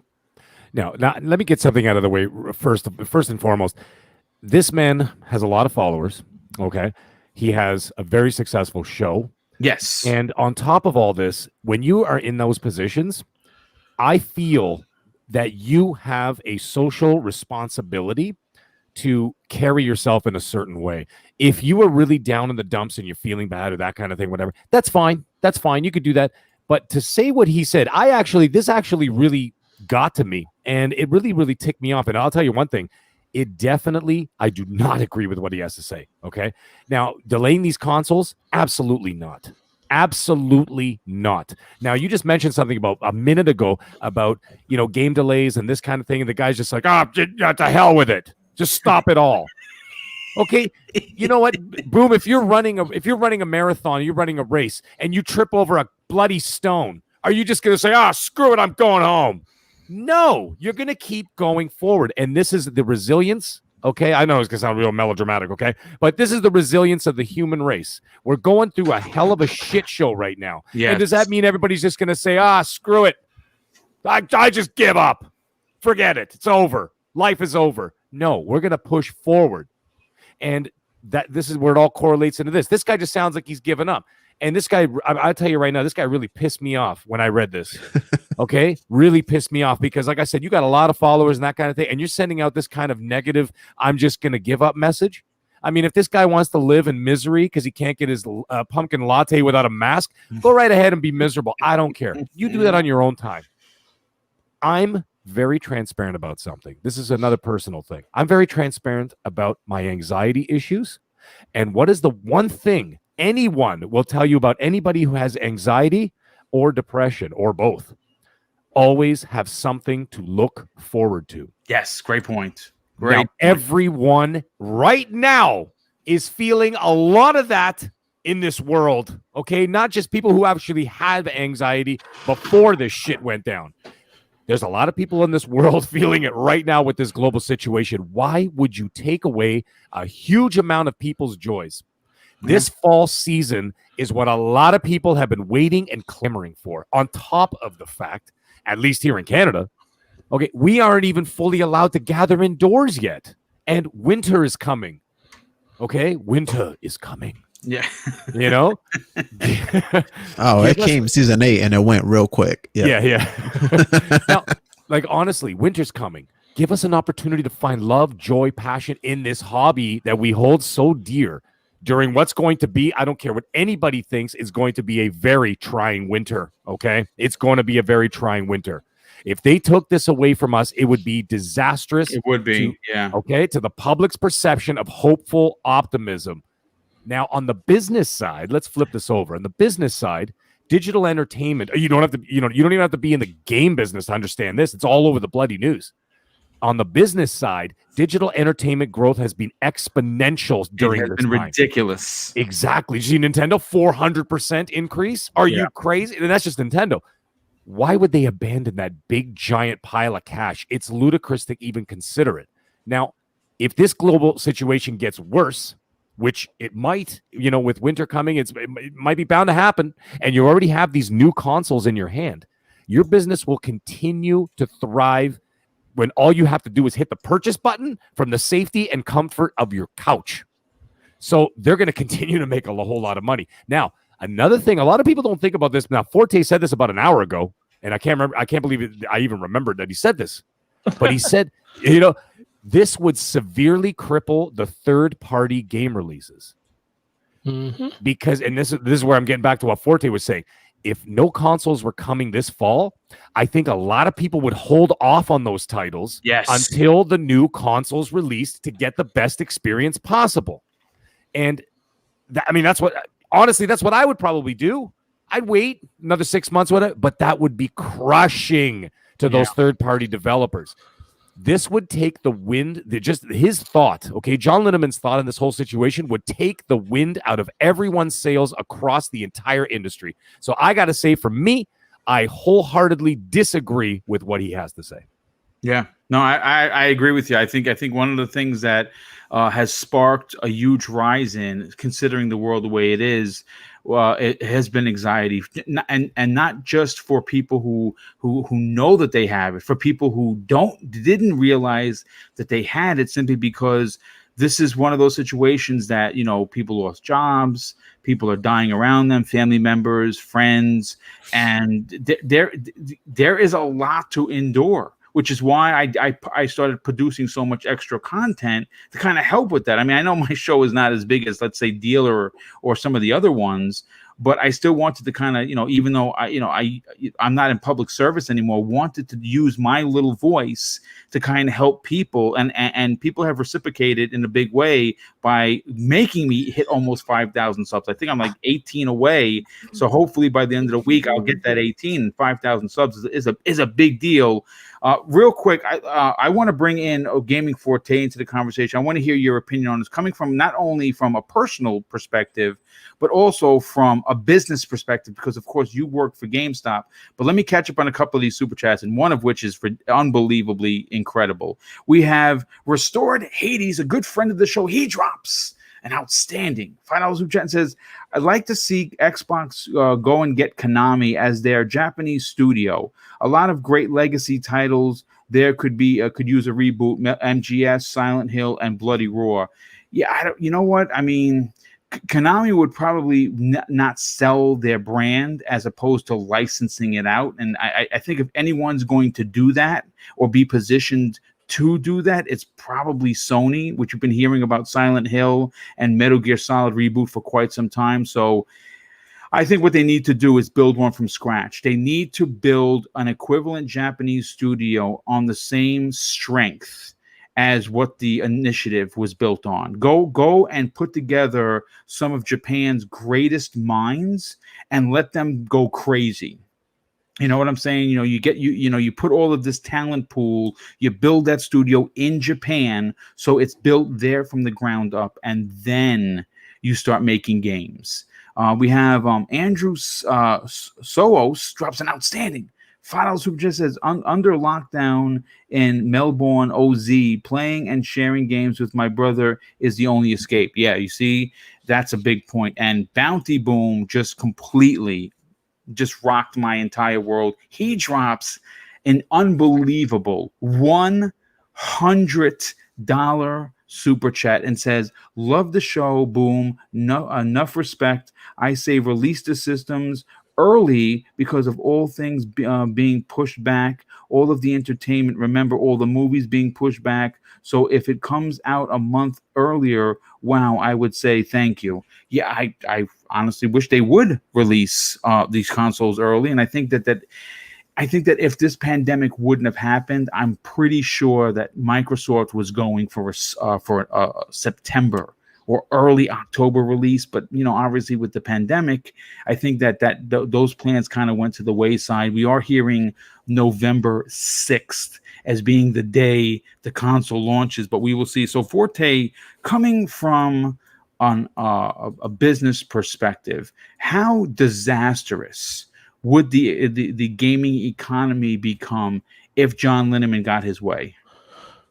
Oh, man, it would be horrible. I mean, because the biggest thing is people just, at a certain point, with the announcement of these systems being as far back as almost over a year ago, and then Xbox coming out and saying back in December that it was going to be holiday of this year. I just think right now, video games is the one thing, like everybody has been saying. Jim Ryan said it, Phil Spencer said it. It's the one meeting that can, get through a recession, because it's something that we do every day when we're at home. You know, my favorite developers, Bungie, came out and said when it all happened, they said, hey, for everybody, this sucks, but you know, we're all gamers, and this is something that we've been training for our whole lives, sitting at home playing our games, and that would be devastating to a vast majority of people. You know, I just think that I understand where he's coming from, and I don't think that he is completely insane for saying it, but I also think he's taking it a little bit out of context to what's actually going on, because for him, I do agree. He has a big following, and saying something like this could definitely impact a lot of what other people are feeling. I mean, just like Max said, you know, this kind of pissed him off. Me, I kind of looked at it, was like, yeah, that's kind of messed up. I don't want these systems to get delayed because I've been waiting for them for the last year and a half. But I think for him, the biggest thing is social media is so different now. And the one thing that we have, you know, really developed over the course of this whole generation is thick skin to a lot of stuff. You know, a lot of people are out here very negative about everything going on. You got people upset that these systems haven't been announced. Not announced, but release dates haven't been announced. Prices haven't been announced. You know, people talking about the industry in general, about how the shows aren't good. So it's like a bunch of negativity. Like, people are excited because people are going to buy these systems no matter what. That's why I always come back to telling people, like, no, even with Halo being delayed, every Xbox Series X that they produce is going to sell. People can get upset all they want about stuff being delayed and not there and nothing for you to play day one on the system. Those systems are going to sell no matter what. And I think that's the thing that a lot of people don't realize. And I think for him, he's thinking, like, you know, even if you read his tweet, he said he doesn't want to take sides anymore. And he pretty much he pretty much let you know at one point he did choose sides on what side. He probably did allow his personal biases on whatever side that he, you know, Xbox or PlayStation. No one really knows. Probably PlayStation, because that's what they like. I would move to more towards probably so, because that's pretty much like how a lot of developers are, and they kind of just find out that they enjoy Xbox a little bit more as the time goes on. So that's probably what happened, and I think it's really tearing him kind of apart when it comes to just seeing his favorite industry being picked apart like it is. But when you pay attention that much to social media, it's going to happen. But you got to remember, there's a lot of people out there, the silent minority, or actually the silent majority, because most people just want answers. They want to know when these systems are coming out, and they just want to pre-order them and get them in their homes and stuff. And once that happens, trust me, everything is going to go back to the way it feels, because we won't be. That's the thing. I always tell people, once we find out the date and the price of these systems, it's pretty much a regular console launch at that point. Yes. Yeah. Everything's gonna slow down. People are gonna go in a mass rush to get to the stores to pre-order their stuff. And it's going to be a normal launch at that point.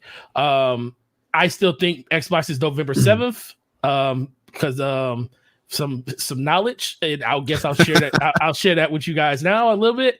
So everybody's seen the leak of the controller, and the Street Date box said November 6th, right? Yeah, sure did. So, last year, this was what my video was. If you didn't see my video, I posted it today. It was about all this, but last time that we had a system launch was Xbox One and PS4.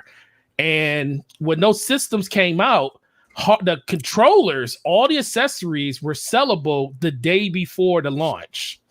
They released all that stuff the day before, and that's consistent across a couple of generations for me. It sure has. Yeah, you could buy all the accessories almost like weeks before the console came out. Or in last generation, they sold a day before. Don't know why they sold a day before, but if you think about it, Xbox One and PS4 released on a Saturday. PS4 released on the 15th of November, which was a Saturday. Xbox released on the 22nd, which was a Saturday. And all the accessories were released the day before. So if I go off of just that knowledge in general, I'm taking an educated guess that November 7th is when we're going to be picking up these consoles. And we got the other piece of information, that the fact that Fortnite put out a skin that they said is going to be there in time for the launch of the new systems, which is November 17th. So we know it's going to be before November 17th because they'll be in time for that. So it just looks like it's either going to be the 6th, the 17th, or the 24th or the 23rd, one of those days. So, but I think the 7th is going to be the day. But ultimately, once we get this information, and I think Digital Foundry, of all people, they'll be even more happier just to get back to just talking specs, because right now you have nothing to talk about. Everything is anecdotal. You have no Xbox isn't showing any gameplay for the Series X at this time. PlayStation has done a little bit, but not enough to like really do complete blowouts on what Digital Foundry really loves to do. So I think he's feeling it from that end too, and he feels like, hey, why are we not seeing gameplay from some of these systems, and we're literally months out? So I think that has a lot to do with it too. So I won't kill him for it, but I do disagree 100% because I think most people would actually looking forward to this. Me too. And this will hurt, not even hurt just gaming in general. This will hurt retail more than anything, because trust me, retail, I'll tell you, GameStop's in a bad situation when it came to all the sales they lost throughout this year. Some people might like that, and some people may. I don't. I'm a big fan of GameStop. About that, but look, all these companies, Best Buy, everybody, they're looking forward to these consoles coming out, because it's literally going to make up a huge part of their year that they missed out on while most of these closed stores were closed or they weren't open to the public. So that's another side to think about too. You know, if you like going to these brick and mortar stores, you kind of want all this stuff to come out. You want this stuff to be there so they can kind of regroup that money, just so you can still be able to go to your favorite places to pick this stuff up. So it hurts everywhere. Yeah, no, absolutely. Real quick, I just want to shout out the wise old gamer. He actually drops an outstanding $5 super chat, but it's what he says that has a tremendous amount of weight. He says, I am dealing with chemo and teaching full-time both at the university and high school. I live with fear. It's the hope of these consoles that helps lower my anxiety. Well, first of all, we wish you absolute the best health possible, and at whatever you're battling, hopefully you can beat it. And look, this is coming from someone that has dealing with a very serious situation that he decided to share with us live on the air. So thank you for that. And you see how important a simple, silly console launch or launches would be. Cybernox, I want to go to you, and my question to you was quite simple. With 2020 being so bad for so many reasons, does it need a console launch to be redeemed? Oh man, hang on to your chairs, I guess, because I kind of agree with John. Okay. If you think about a console launch, right? We had the original Xbox. We went from just standard definition to HD on the Xbox 360. We got some amazing games, amazing launches, and also, towards the PS3. Then from the PS3 and the Xbox 360, we got the Xbox One and the PS4, higher graphical fidelity, some amazing games that we were seeing. Xbox at that time had an amazing launch, at 2013. We're coming to, unfortunately, a year that has been devastating to a lot of people, that I understand, and I can empathize with everyone, especially when you're looking forward to this. But what I got from what John said, and I kind of agree, is these consoles are launching, but they're launching literally bare bones. We're not getting anything, or pretty much the lowest common denominator, or what these machines can do. And I'm referring to the Xbox Series X and the PS5. Now, Halo was supposed to be that title for us, for the Xbox fans, which gave us exactly why we should be getting an Xbox Series X. And unfortunately, from the reception that we got after that July showcase, that's not the case anymore. And I applaud them, and it takes a lot of courage to do what they did with Halo and delay it and actually get it right. But if you look at all the games on both consoles, there hasn't been a game that actually made me say, yeah, I need a Series X or a PS5. And that goes for both of them. Now, I understand the tech, and I know what the tech can do. So that's why I'm looking at these softwares and saying, hey, it's not just it's not just Xbox first party and Sony's first party that's not ready. I think it's the community in general, the whole gaming community in general, all these developers. Look at Cyberpunk will be released this year. Let's cross our fingers. But the update to next gen is sometime next year. It's not going to come out with these consoles. Same thing with Avengers. Same thing with, a lot of these games coming out. Assassin's Creed. I think the EA games is going to be the same thing. All of these games are not ready for that. Unfortunately, 2020. One thing that made me think about this too is, as soon as they said Halo was not going to be released with RTX, with ray tracing, not RTX, with ray tracing, I was just like, your flagship title, you're releasing it with missing features. How does that make you look? How does that make the whole game, everything, all the software? Because we can have all the hardware that we want, all the power, everything from both of these consoles, but it takes these developers to actually produce the software to make these consoles shine. And right now, kind of like what John said, there's so many missing things, and COVID is a real thing. It is, everything that's going on in 2020 is real, guys. It's taken a toll on the whole industry. I understand, and I feel for those who are looking for this as a forms of to help them with whatever they're dealing with. I understand that, and I empathize with that 100%. I'm also looking forward to these titles, but I personally would prefer a launch like we've always, like our traditional launch. Okay, I'm getting this console here day one, and let me see what this console can. Let me see a glimpse of what this console can do, because this year right now, we won't have it. We won't have that. Any of the sure, these games may load a little bit quicker, and we already have. If you have an Xbox One X right now, you already have your game at 4K running at a pretty good fidelity. Maybe the graphics will be a little bit higher, but I don't even think that. I think it will need to come with the next gen patch. So unfortunately for me, it hurts my heart to say this, because I've been looking.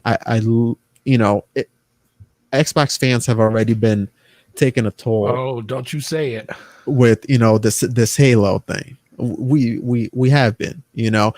I think Microsoft was doing tremendously well with their marketing and everything, and with Halo being delayed, and Halo was supposed to be that game for us, and the PS5 the same way.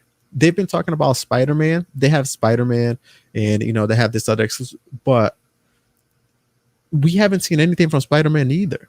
Spider-Man could just look a little bit better than the Spider-Man that's currently running on the PS4. We have not seen it. Hopefully we'll see it, but I think, man, I think if oh, Lord. I kind of agree with John. Put it 2021. 2021. Right, I wouldn't have enough problem with that. Wait, Well, hold listen. up. You what? You say that again. I need to make sure that Cybernuts is the one speaking. Oh yeah, man. I would say it delayed. Cyber not saying this. Listen, it's because Forte, you're a perfect example. Okay. The games you want to experience, Destiny. Let's say Destiny, right? Mm-hmm. You can play Destiny to its highest fidelity and highest frame rate right now because you have a PC. I can. You can.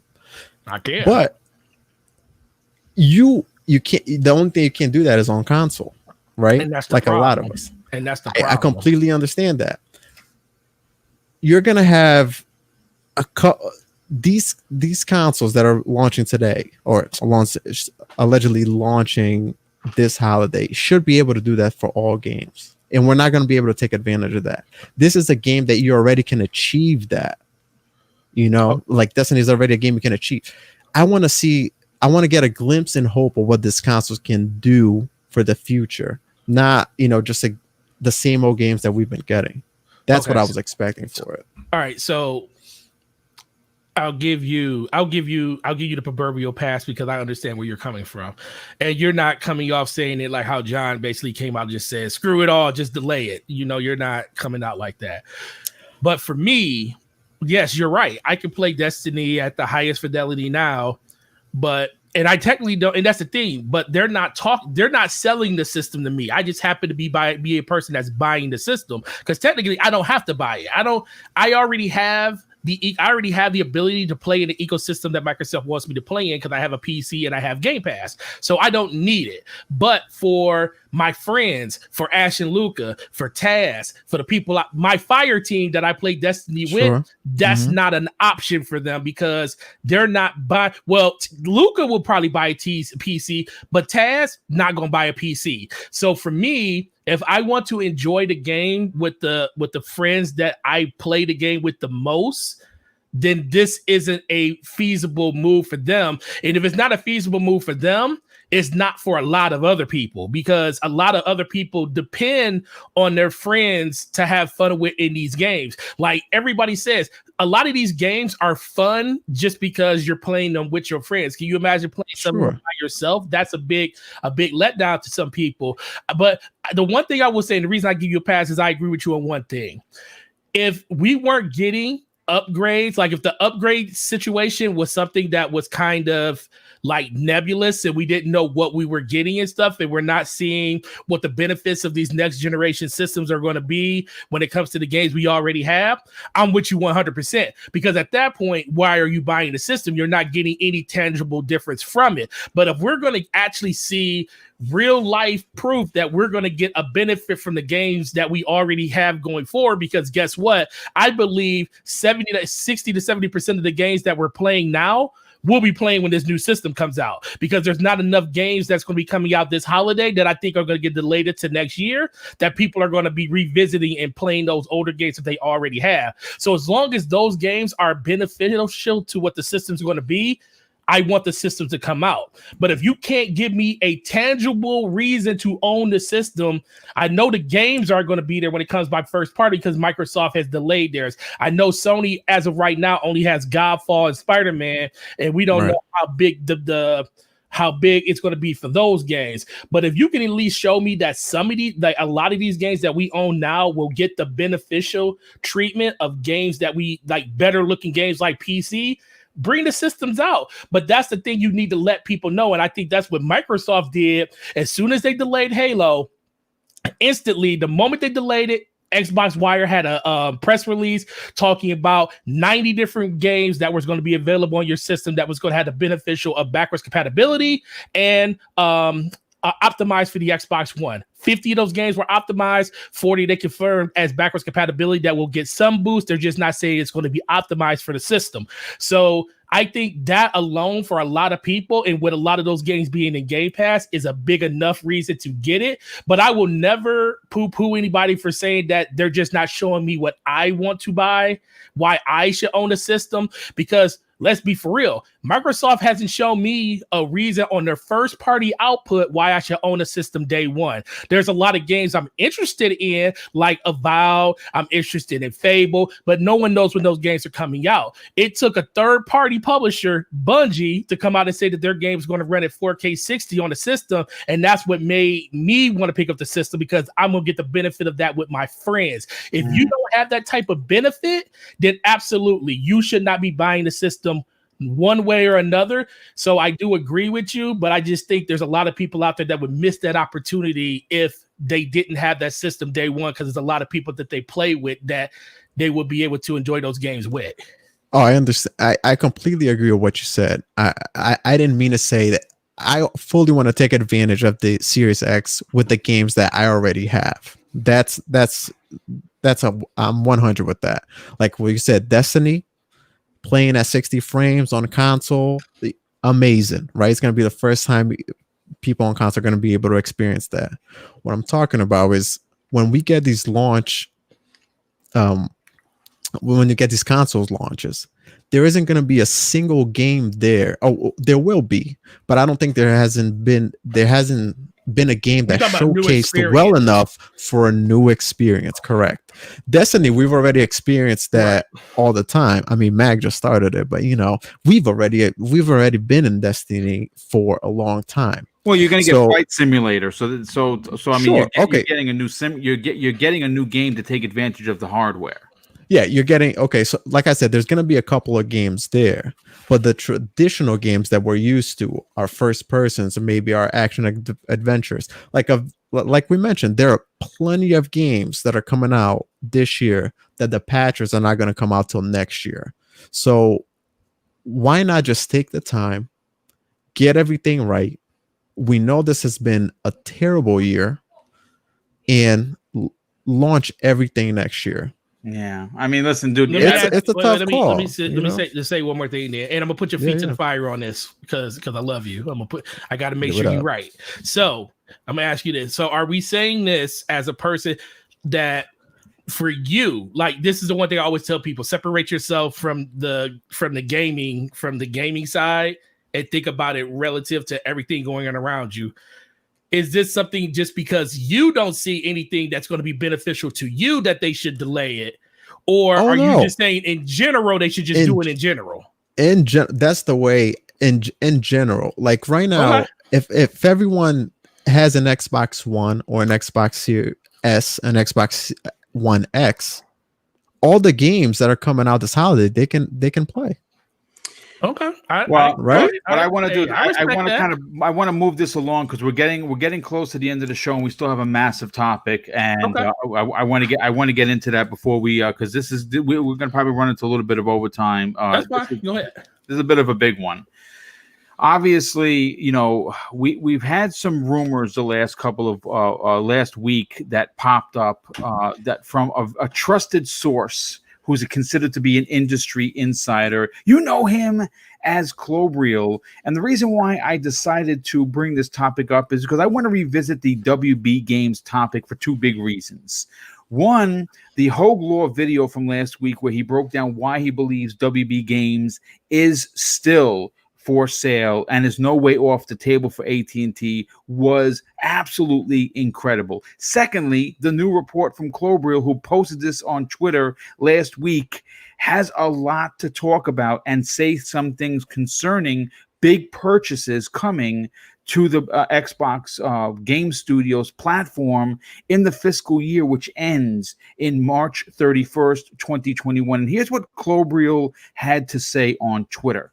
He says this: in an official annual report for the current fiscal year to the U.S. Securities and Exchange Commissions, Microsoft prepares investors to continue to invest in new game studios and content to expand our IP roadmap and leverage new content creators. Now, this comes off of the heels of Microsoft potentially being in the driver's seat to, of course, purchase WB Games, which would be a monster purchase. It might be the biggest purchase in gaming history, and I think that there is something to it. I believe the deal is done.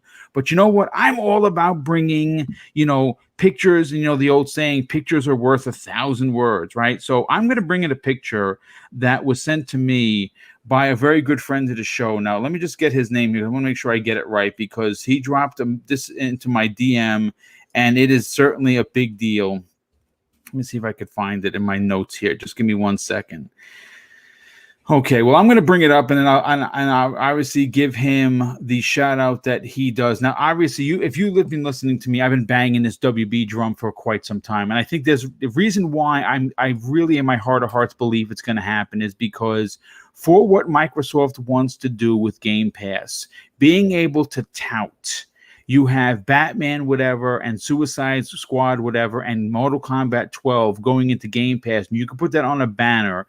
Even if they made some of these games multi-plats, which they could potentially do like they do with Minecraft, people would buy it on the Xbox Series X on that version for two reasons. One, it's going to be the better place to play. That's confirmed because it's a more powerful console. But more importantly, those games could potentially be selling points for someone deciding to join Xbox Game Pass. And what do they want to do? They want to sell services. They want to keep you in the ecosystem. And thanks to the Twitter user and friend of Double Barrel Gaming, Matthew Hazelhurst, he dropped a megaton into my DM Thursday evening that completely blew my mind. And I want to bring it up right now. Let me just make it a single picture so you guys can see what I'm talking about. Now, this email came to him. And as you can look on the screen, it says something very interesting. Welcome Xbox gamers to the WB Games family. Now, look, you can run crazy with this. You can say that means absolutely nothing. Boom, you're insane. And I would say, well, you have something there. But they're showing all of these different IPs. Welcome Xbox gamers to the WB Games family. What the hell does that mean? Well, I have no idea. But this is where we start to go down speculation town once again. This email was sent out 1 day after that U.S. securities documentation leaked that Clobriel was talking about. And here is something else that I want to bring into the picture that I thought was very interesting. And of course, Matthew Hazelhurst, once again, who I think might even rival the Dark Knight as being the greatest detective himself, dropped this into my DM. If you look at the bottom of the screen, there's a couple of numbers there, okay? It's 13.82.67.235. And you say, well, what the hell does that mean, Boom? When you type those numbers into the internet, it brings you to a site called, and as you can look on the bottom, it says right there, it's called redacted.com. Now, what does that mean? Well, it has to do with Batman, the Court of Owls. And if you look at the bottom, if everyone just goes there real quick and type in that number, you're going to see where it says, like, you know what? Why am I even guessing? Let me go there myself. Let me just copy and paste that and go there myself. Hold on a second, and I'm going to read to you exactly live on the air what it says and why it means something, and why I think that it might mean more than anyone is giving it credit for. Okay, so if you go to it, it loads up and it's kind of cryptic, right? And it says, "We have been expecting you." 8/18, which is, of course, tomorrow's date. But this is where the story takes a bit of an interesting turn. This site, Redacted, is owned by Microsoft. I wonder. So I'm going to go to Mag first on this. Now, again, this is speculation. I have literally only pieces of information in front of me to even put together this particular topic. But with the fact that the U.S. Securities financial report came out, Microsoft clearly says that they're looking to add more studios, and they're preparing investors to add studios before the end of the fiscal year, which of course ends on March 31st, 2021. Then this email goes out welcoming Xbox gamers to the WB Games family. PlayStation didn't get this. Xbox gamers got this. And now this redacted.com website, which is owned by Microsoft, happened to be in conjunction with the tweet that came out from WB Montreal regarding the Batman game that's supposed to be unveiled tomorrow. Am I a conspiracy theorist nut, or is there something to my madness? Well, there's no question you're a madman, Boom, okay? We're all mad in this place. Welcome to the Nut House, folks. So here we are. In all seriousness, I'm going to play the seesaw game here with everyone, because honestly, for me, mentally, it's impossible for me to just see one side of this story. My first impression when perusing through these picks was nothing. This is my first impression, okay? Nothing. Nothing struck me as unusual. I didn't initially feel that little sting in the back of my mind saying something is afoot, something's weird. To me, this came across as someone just purchased a WB game, and just like every company out there, they want you to register to their company site so you can receive emails and tweets about upcoming games and promotions, blah, blah, blah, blah, to drive their sales and engagement. But so my first thought was, nothing to see here, folks. And then I thought to myself, also, September, a little bit too soon to announce an acquisition of this size. Carry on. And I left it alone. Then I stopped. And then the inner nagging began. And this is where it started happening. The other part of my insane brain started to churn the wheels and machines of war. Let me tell you something, Boom. I think you got something here. Then I thought, wait a second. WB and Microsoft have been awfully cozy over the last few years. Okay? When Game Pass started, its first year, what was it filled with? It was filled with WB games. You remember that? Yes. It was Lego games. Mad Max was in there. Mortal Kombat XL eventually made it in there. Shadow of Mordor, Shadow of War, etc., etc., etc. They've been working very closely for years. Who better to take the reins than Microsoft? On top of the fact, first of all, they can do it. They have the infrastructure to do it. They have the money to do it. More importantly, the money. Exactly. Right. Now, I thought about the employees. You'd be dealing with hundreds, possibly even thousands of employees. I think they'd feel a lot more comfortable moving to Microsoft, knowing they have a home to creatively spread their wings and not be placed instantly on the chopping block if, for example, they were going to Activision or EA. Now, trust me, they do take into account employee feedback when deals are signed. They really do. And I can almost guarantee if they did a survey, they would most certainly want to be a part of Xbox Game Studios as opposed to those other companies. Now, another angle is this. This is where I'm going back to the Microsoft side of things. You just lost Halo, okay, for the launch. Sorry, excuse me. I should say that properly. Okay, you lost Halo for the launch. In certain circles, Xbox public perception right now is soft. Yeah. Okay, it's soft. Don't lie to yourselves, kids. But we as honestly, us gamers, the people on this panel, people in this chat, we know that's not true, okay? We know it's not true. Yeah, they have a ton of offer. They have a ton to offer. Right out of the gate, you got superior hardware. You can play your AC Valhallas, your CODs, your maybe Batman, your Cyberpunks. Plus you've got, Medium and Yakuza in Game Pass, as well as Destiny 2's expansions, including all the new one in November. We know this. We know this. That's the important part of this. My ear is to the ground constantly. There ain't no casual with a candle in their window waiting for Medium right now. Okay? We are. Their attention is turned to Sony. Sure, they got Bugsnax, they got Morales. Okay, we all giggle, ha ha ha. But that's what people are talking about. That's what people are talking about. So what do you do? What do you do if you're sitting there in the big chair? You're sitting in the big green chair right now. What do? You announce an acquisition of this magnitude, and that's how, in one sentence, you win the entire launch. One sentence will win you the entire launch. The general public, honestly, I know I'm sort of downplaying it a bit. The general public only understands big moves and big gestures. Okay? They don't pay attention to micromanagement of a company or product. How many people you see in the street going, hey, John, did you hear that Coca-Cola opened up 4 new bottling plants? No, nobody cares. But if you tell them that Coca-Cola bought Pepsi, that would turn a few heads, wouldn't it? Yeah. Okay. Think about that for a second. So what do? You're in the big green chair. You announce this acquisition in September.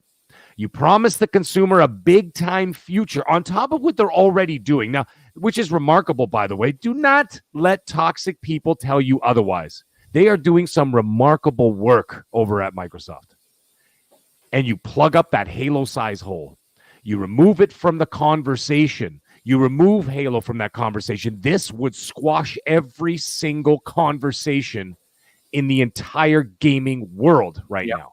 All in all, there is a possibility that this could happen. And it may sound harsh, but to me, I consider it a fail if they don't make this happen. I agree 100%. No, that's a great point. I think this harkens back to how they let BioWare slipped through their fingers way back in the days. That was a major fail then. It still hurts to this day because BioWare is a shell of its former self thanks to EA, and this would be disastrous for the industry if EA, Activision, or 2K got their money-grubbing hands on these companies. Microsoft is positioned financially and structurally to be able to handle an acquisition of this size.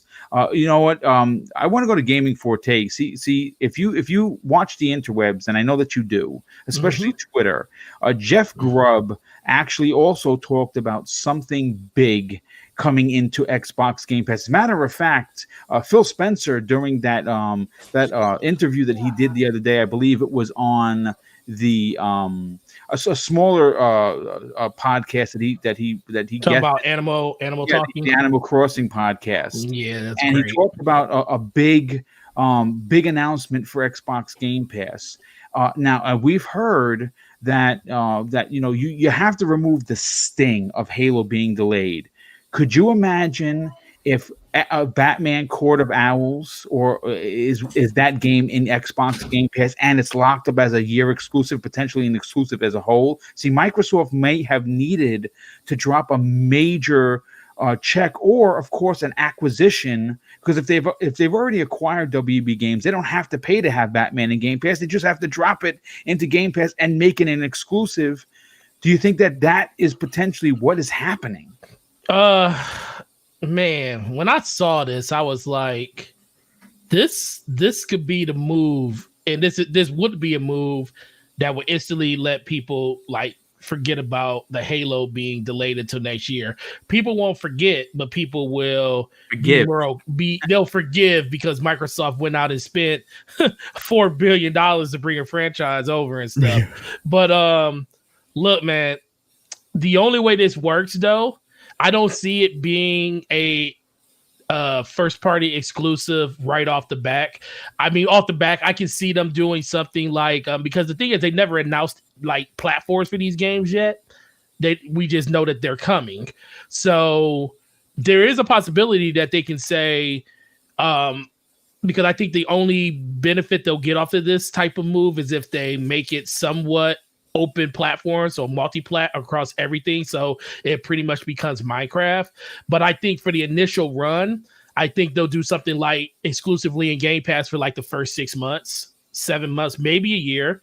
I would say a year. I would say this, especially with it being a new console cycle. I think that would be a really, really good move to just identify the platform with those new IPs, because that's the only place you can get it for the first year. And then say after the first year, then they start meddling and putting stuff out multi-plat after that, because they already got their big run on their console itself. Some people are going to say, well, Microsoft doesn't care about selling systems, and they don't. It's not really about selling systems. It's about just getting mindshare and Game Pass. And either you're going to buy a PC to get Game Pass, or you're going to buy a console to get Game Pass. That's the only way you can actually interact in that service, unless you get a mobile phone like an Android, because you can't do it on Apple right now. So I think these are all very, very good indications that this is something they're going to do. The fact I knew though this, everybody's going to be paying attention to what's going on with WB tomorrow. Yep. Because as soon as they come out and start talking about this stuff, we're going to find out instantly. Because I don't think you're going to go through this whole presentation without finding out if Microsoft has bought them or purchased them or something. You may not get the finer details of how the deal broke down if that's the case. But if it is, I think, making this stuff exclusive for the time being. I know Phil Spencer doesn't want to do stuff like that, but it kind of goes out the window when you own the IP or when you own the property. It also is going to, you have to do it based on the principle that they put all their eggs into one basket with Halo, and now it's delayed. It's delayed. You need something as big as Master Chief, and I'm going to be honest with you, I'm not saying that one is better than the other. I'm saying that the way that you fix the issue with people's uncertainty of buying the next generation console, because you heard a lot of people, well, now I don't have a reason to buy the Series X because they don't have Halo. Well, if Batman is next gen consoles, which we believe that is going to be, if it's next gen consoles only, and Batman is available day and date, that the console releases, that completely removes the sting from Master Chief not being in there because the Dark Knight has taken his place. So for me, yeah, and I agree with that 100%. I think what will kind of happen in this, the stuff that's being released now, Microsoft makes the purchase. If they did make the purchase, it would be a situation where they go to Warner Brothers and say, hey, we still want to have the exclusive license to do what we want to do with these games for the purchase that we have for the games that are coming out. And they get the chance to say, we'll still put a multi-plat, but we want them to be exclusive in our service for the first year. That would be probably part of the asking price of a $4 billion tag up front. You'll still get more money on the back end, but up front, we want to be able to have it in our service. I can see that being a really good bargaining chip. Second of all, I think Microsoft would just get 3 amazing studios. In NetherRealm, they'll get Monolith Games, and they'll get everybody's favorite. You all know who everybody's favorite is, Rocksteady. Yes. And if you get those 3, that even if they don't make those IPs that they were making before, they're very well versed in knowing that they can actually pull off action RPG and action adventure games and stuff. And that's something that Microsoft definitely sorely needs, especially in that third person perspective. And I think when it comes to the license deals, that's when they'll have to like kind of bend the knee and say, well, we have to do those multi-plat. But what happens is they can still do all those games like Batman and stuff, multi-plat. They may get some type of exclusivity up front where they can just put it on Game Pass, nowhere else, but it will go somewhere else after that. But then they can use those studios to make whatever games they want to make. Yes. Then they can go get deals with like Marvel and do games like Black Panther and stuff and like branch out that way, kind of get away from the DC plan of what these studios already did and start making their own IPs and stuff like that. So I see it as a benefit all the way around. I do agree 100% if this is something that happens, that they definitely need to have some type of exclusivity deal for like a year or so, just to make Xbox fans feel like what they're buying into is something better than what they actually thought they were getting, because there's no Halo there at launch. But it's going to be a lot of people that's going to hate that, but ultimately that's what Phil Spencer needs to do to like kind of soften the blow of what he had to do last week with Halo. Yeah, 100%. And I saved this best certainly for last with Cybernox. Obviously, Cybernox being our resident Cape Crusader himself, he runs around Connecticut making sure that crime is out of his neck of the woods. Listen, we talked about except this on Mondays. I'm here with you guys. Yes, well, crime could take a break. You'll go back to being the Dark Knight as soon as you're done in the next 20 minutes or so. But real quick, all jokes aside, this would be a monster deal for a lot of reasons. And again, folks, we put this whole puzzle together with you. We have visual documentation that says what it says, right? So this isn't a fart in the dark. This is like we have legit stuff here in front of us. And tomorrow we're going to be watching very closely to see what this Batman game is, who it's releasing for. For you, Cyber, as someone who just said you want these consoles to be delayed because there's nothing coming out that could say, hey, listen, this is my purchase. What if Batman, the Court of Owls, was next gen only? What if this was an Xbox exclusive, whether it be for a year or permanent, basically to remove this, once again, the sting of Master Chief missing the launch of this console? Does this sound feasible? And do you think Microsoft would go to the extreme measure to have this done? Now, this WB deal that we've been, speculating for a long time, and people have been, assuming this and that. I think it will be absolutely in Microsoft's favor to purchase WB games.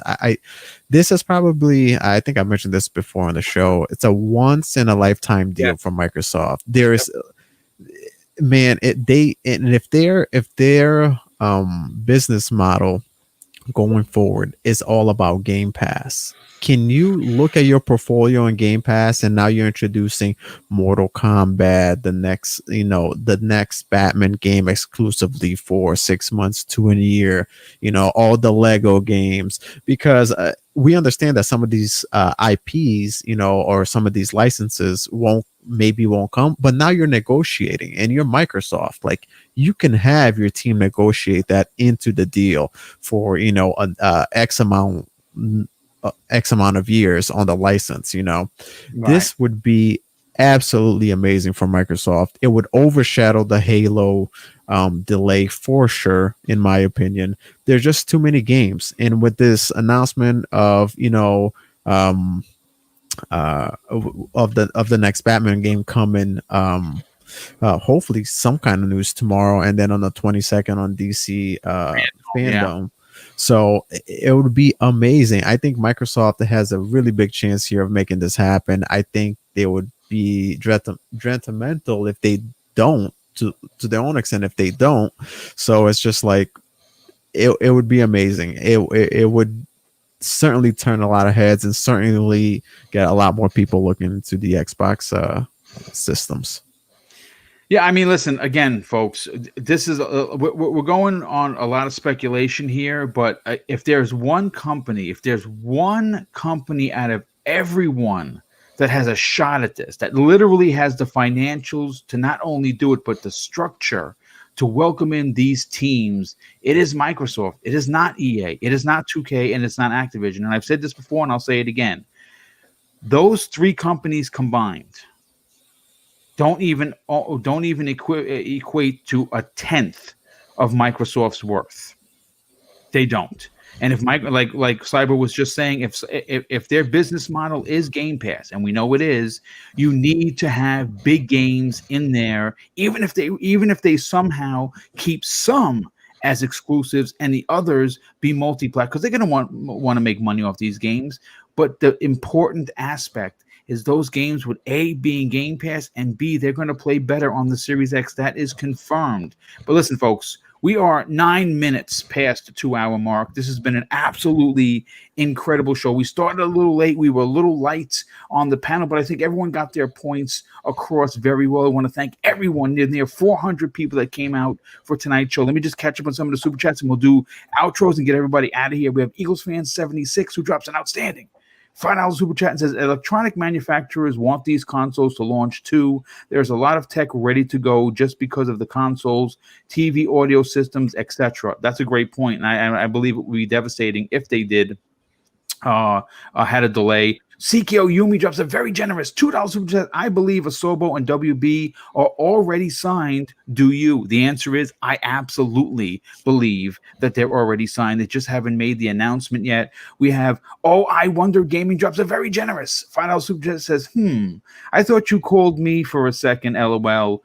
WB would be a significant buy for Microsoft. Also, Cyber, I want my Series X this year. Hit that hashtag like check. We also have a super sticker from Jose Cruz, who drops a very generous $5 super sticker. Jose, thank you for hanging out and, of course, your generosity. We have Mocha Smiley, a very good, generous friend of the show. He drops a $5 super chat and says, jumping on late, but wanted to show the love. Well, thank you, dude. Super appreciate it. And Beaner8127 drops a very generous $5 super chat and says, as an Xbox fan, I don't want third-party exclusives. I want Microsoft to make sure Sony doesn't make those deals. They have the money to do so. And that's a great point. I think that they need to box out Sony. They can't let Sony run unchecked. I agree 100%. The Wise Old Gamer drops another outstanding $5 super chat and says, what if one led to another? What if, when the WB purchase went through, it gave Microsoft the courage and ability to delay Halo? That is a pretty strong point. I didn't even think about that. That's a great one. Listen, folks, once again, this has been a great show. I want to thank the support from this outstanding community. And, of course, I have to thank my moderators for keeping this chat a safe space. And, of course, we're going to start out with the Sheriff Lethal Papa. We also have UK Dazarus recovering from a stroke, and he is apparently doing very well. The Indie Gamer and several others that keep the chat safe for you, me, and the people on this panel. But more importantly, the people that come and support this channel every time I do a live show, and we could not do it without them. And of course, I couldn't do the show without an outstanding panel. And we'll start with Gaming Forte. First of all, dude, thank you for being here. Super appreciate it. You always bring the knowledge of gaming as well as your love for this community. Do me a favor, dude. Tell everyone about your outstanding YouTube channel. channel that has had more content in the last month than in quite some time. You've been spitting out the content and quality content. And also, where can people follow you on social media? Yeah, man, appreciate that, man. It's a grind. If anybody knows about content creating, man, it's a lot of hard work, and I appreciate everybody that still tunes in to watch those videos. But if you haven't been there, it's Gaming Forte on YouTube, Gaming Forte at Twitter, and then same thing on Xbox Live. If you guys want to get in and play, just hit me up on Twitter, and we can definitely get in and play some games together. Check us out on Basement Radio Podcast on Wednesday nights, every Wednesday 9 p.m. If you are a fan of my stuff, be a fan of Slow Mo Backslap. My man does amazing content on this channel. We do a series where we do 101 podcasts every Tuesday. This week is going to be on his channel. So if you want to get more knowledge around stuff like that, check out his channel at 9 p.m. tomorrow. And we'll be doing the Slow Mo and Backslap 101 on that show. And then next week it will be on my show. But outside of that, guys, really appreciate it. Love the conversation. And I will talk to you guys again next week. Yep. Well, thanks so much for being here. And yes, we'll be back next week. Same bat time, same bat channel. Speaking of Batman, Cybernox, you are going to be watching the interwebs very closely tomorrow. And of course, DC Fandom, which is not only going to have gaming news, but a lot of the DCEU news that we're going to be looking forward to hearing about this weekend. Do me a favor, dude. Tell everyone where they can follow you on social media, but more importantly, check out your outstanding YouTube channel. I appreciate that, Boom. Thank you so much. Cybernox everywhere, guys, on YouTube, Twitch, and Twitter. That's where I'm mostly more active. I had a great time. Again, I love being here on Mondays. You know, chat, you guys are great. Yeah, I can't wait for next week. I already mentioned on Twitter, August 22nd at 4:30 p.m. I will be MIA. Do not look for me. You know, I'll be watching that very closely. But yeah, guys, thanks so much for being here. I know sometimes we agree on some topics and we disagree on others, but hey, you know, that's what it's all about. But yeah, thanks so much, Boom, and I look forward to next week. Yeah, well, thanks so much for being here. And again, last but certainly not least, middle-aged gamer guy, also known as the Mag. Listen, this has been a great show. Do me a favor, dude. Tell everyone where they can follow you on social media and potentially sit down and have an adult conversation with you regarding your thoughts, opinions, and theories. Yeah, so you can follow me on Twitter at the Middle Age Game Guide. That's with a GY at the end. And my DMs are always open. So you want to shoot me off a message, you want to chat, you want to ask me a question, anytime, I'm always there. On the Xbox side of things, you can follow me at all capitals Dead Meat 1. That is DEDMEAT 1. And on the PlayStation side of things, you can follow me at all capitals once again, because I don't know how to be quiet. I am the Mag. That is on the PlayStation. So anyways, the chat panel, Boom, thank you guys so much for another great week. I thought it was fantastic. Show was fire, and I really look forward to next week. Everybody have a great day. Well, yes, thank you so much for being here. And of course, I just want to close out the show with something that is important to me, and hopefully it will be eventually important to you. And something that my dad taught me when I was a kid. It was important then, and it's even more important now. And he used to say, son, treat others how you want to be treated. And also, it doesn't cost anything to be nice. You live by those rules, and I can guarantee you, you're going to have an awesome game. So take care, everyone. Have a great week, and we'll see you next week on the newest episode of Primetime Gaming with Mr. Boomstick and Friends.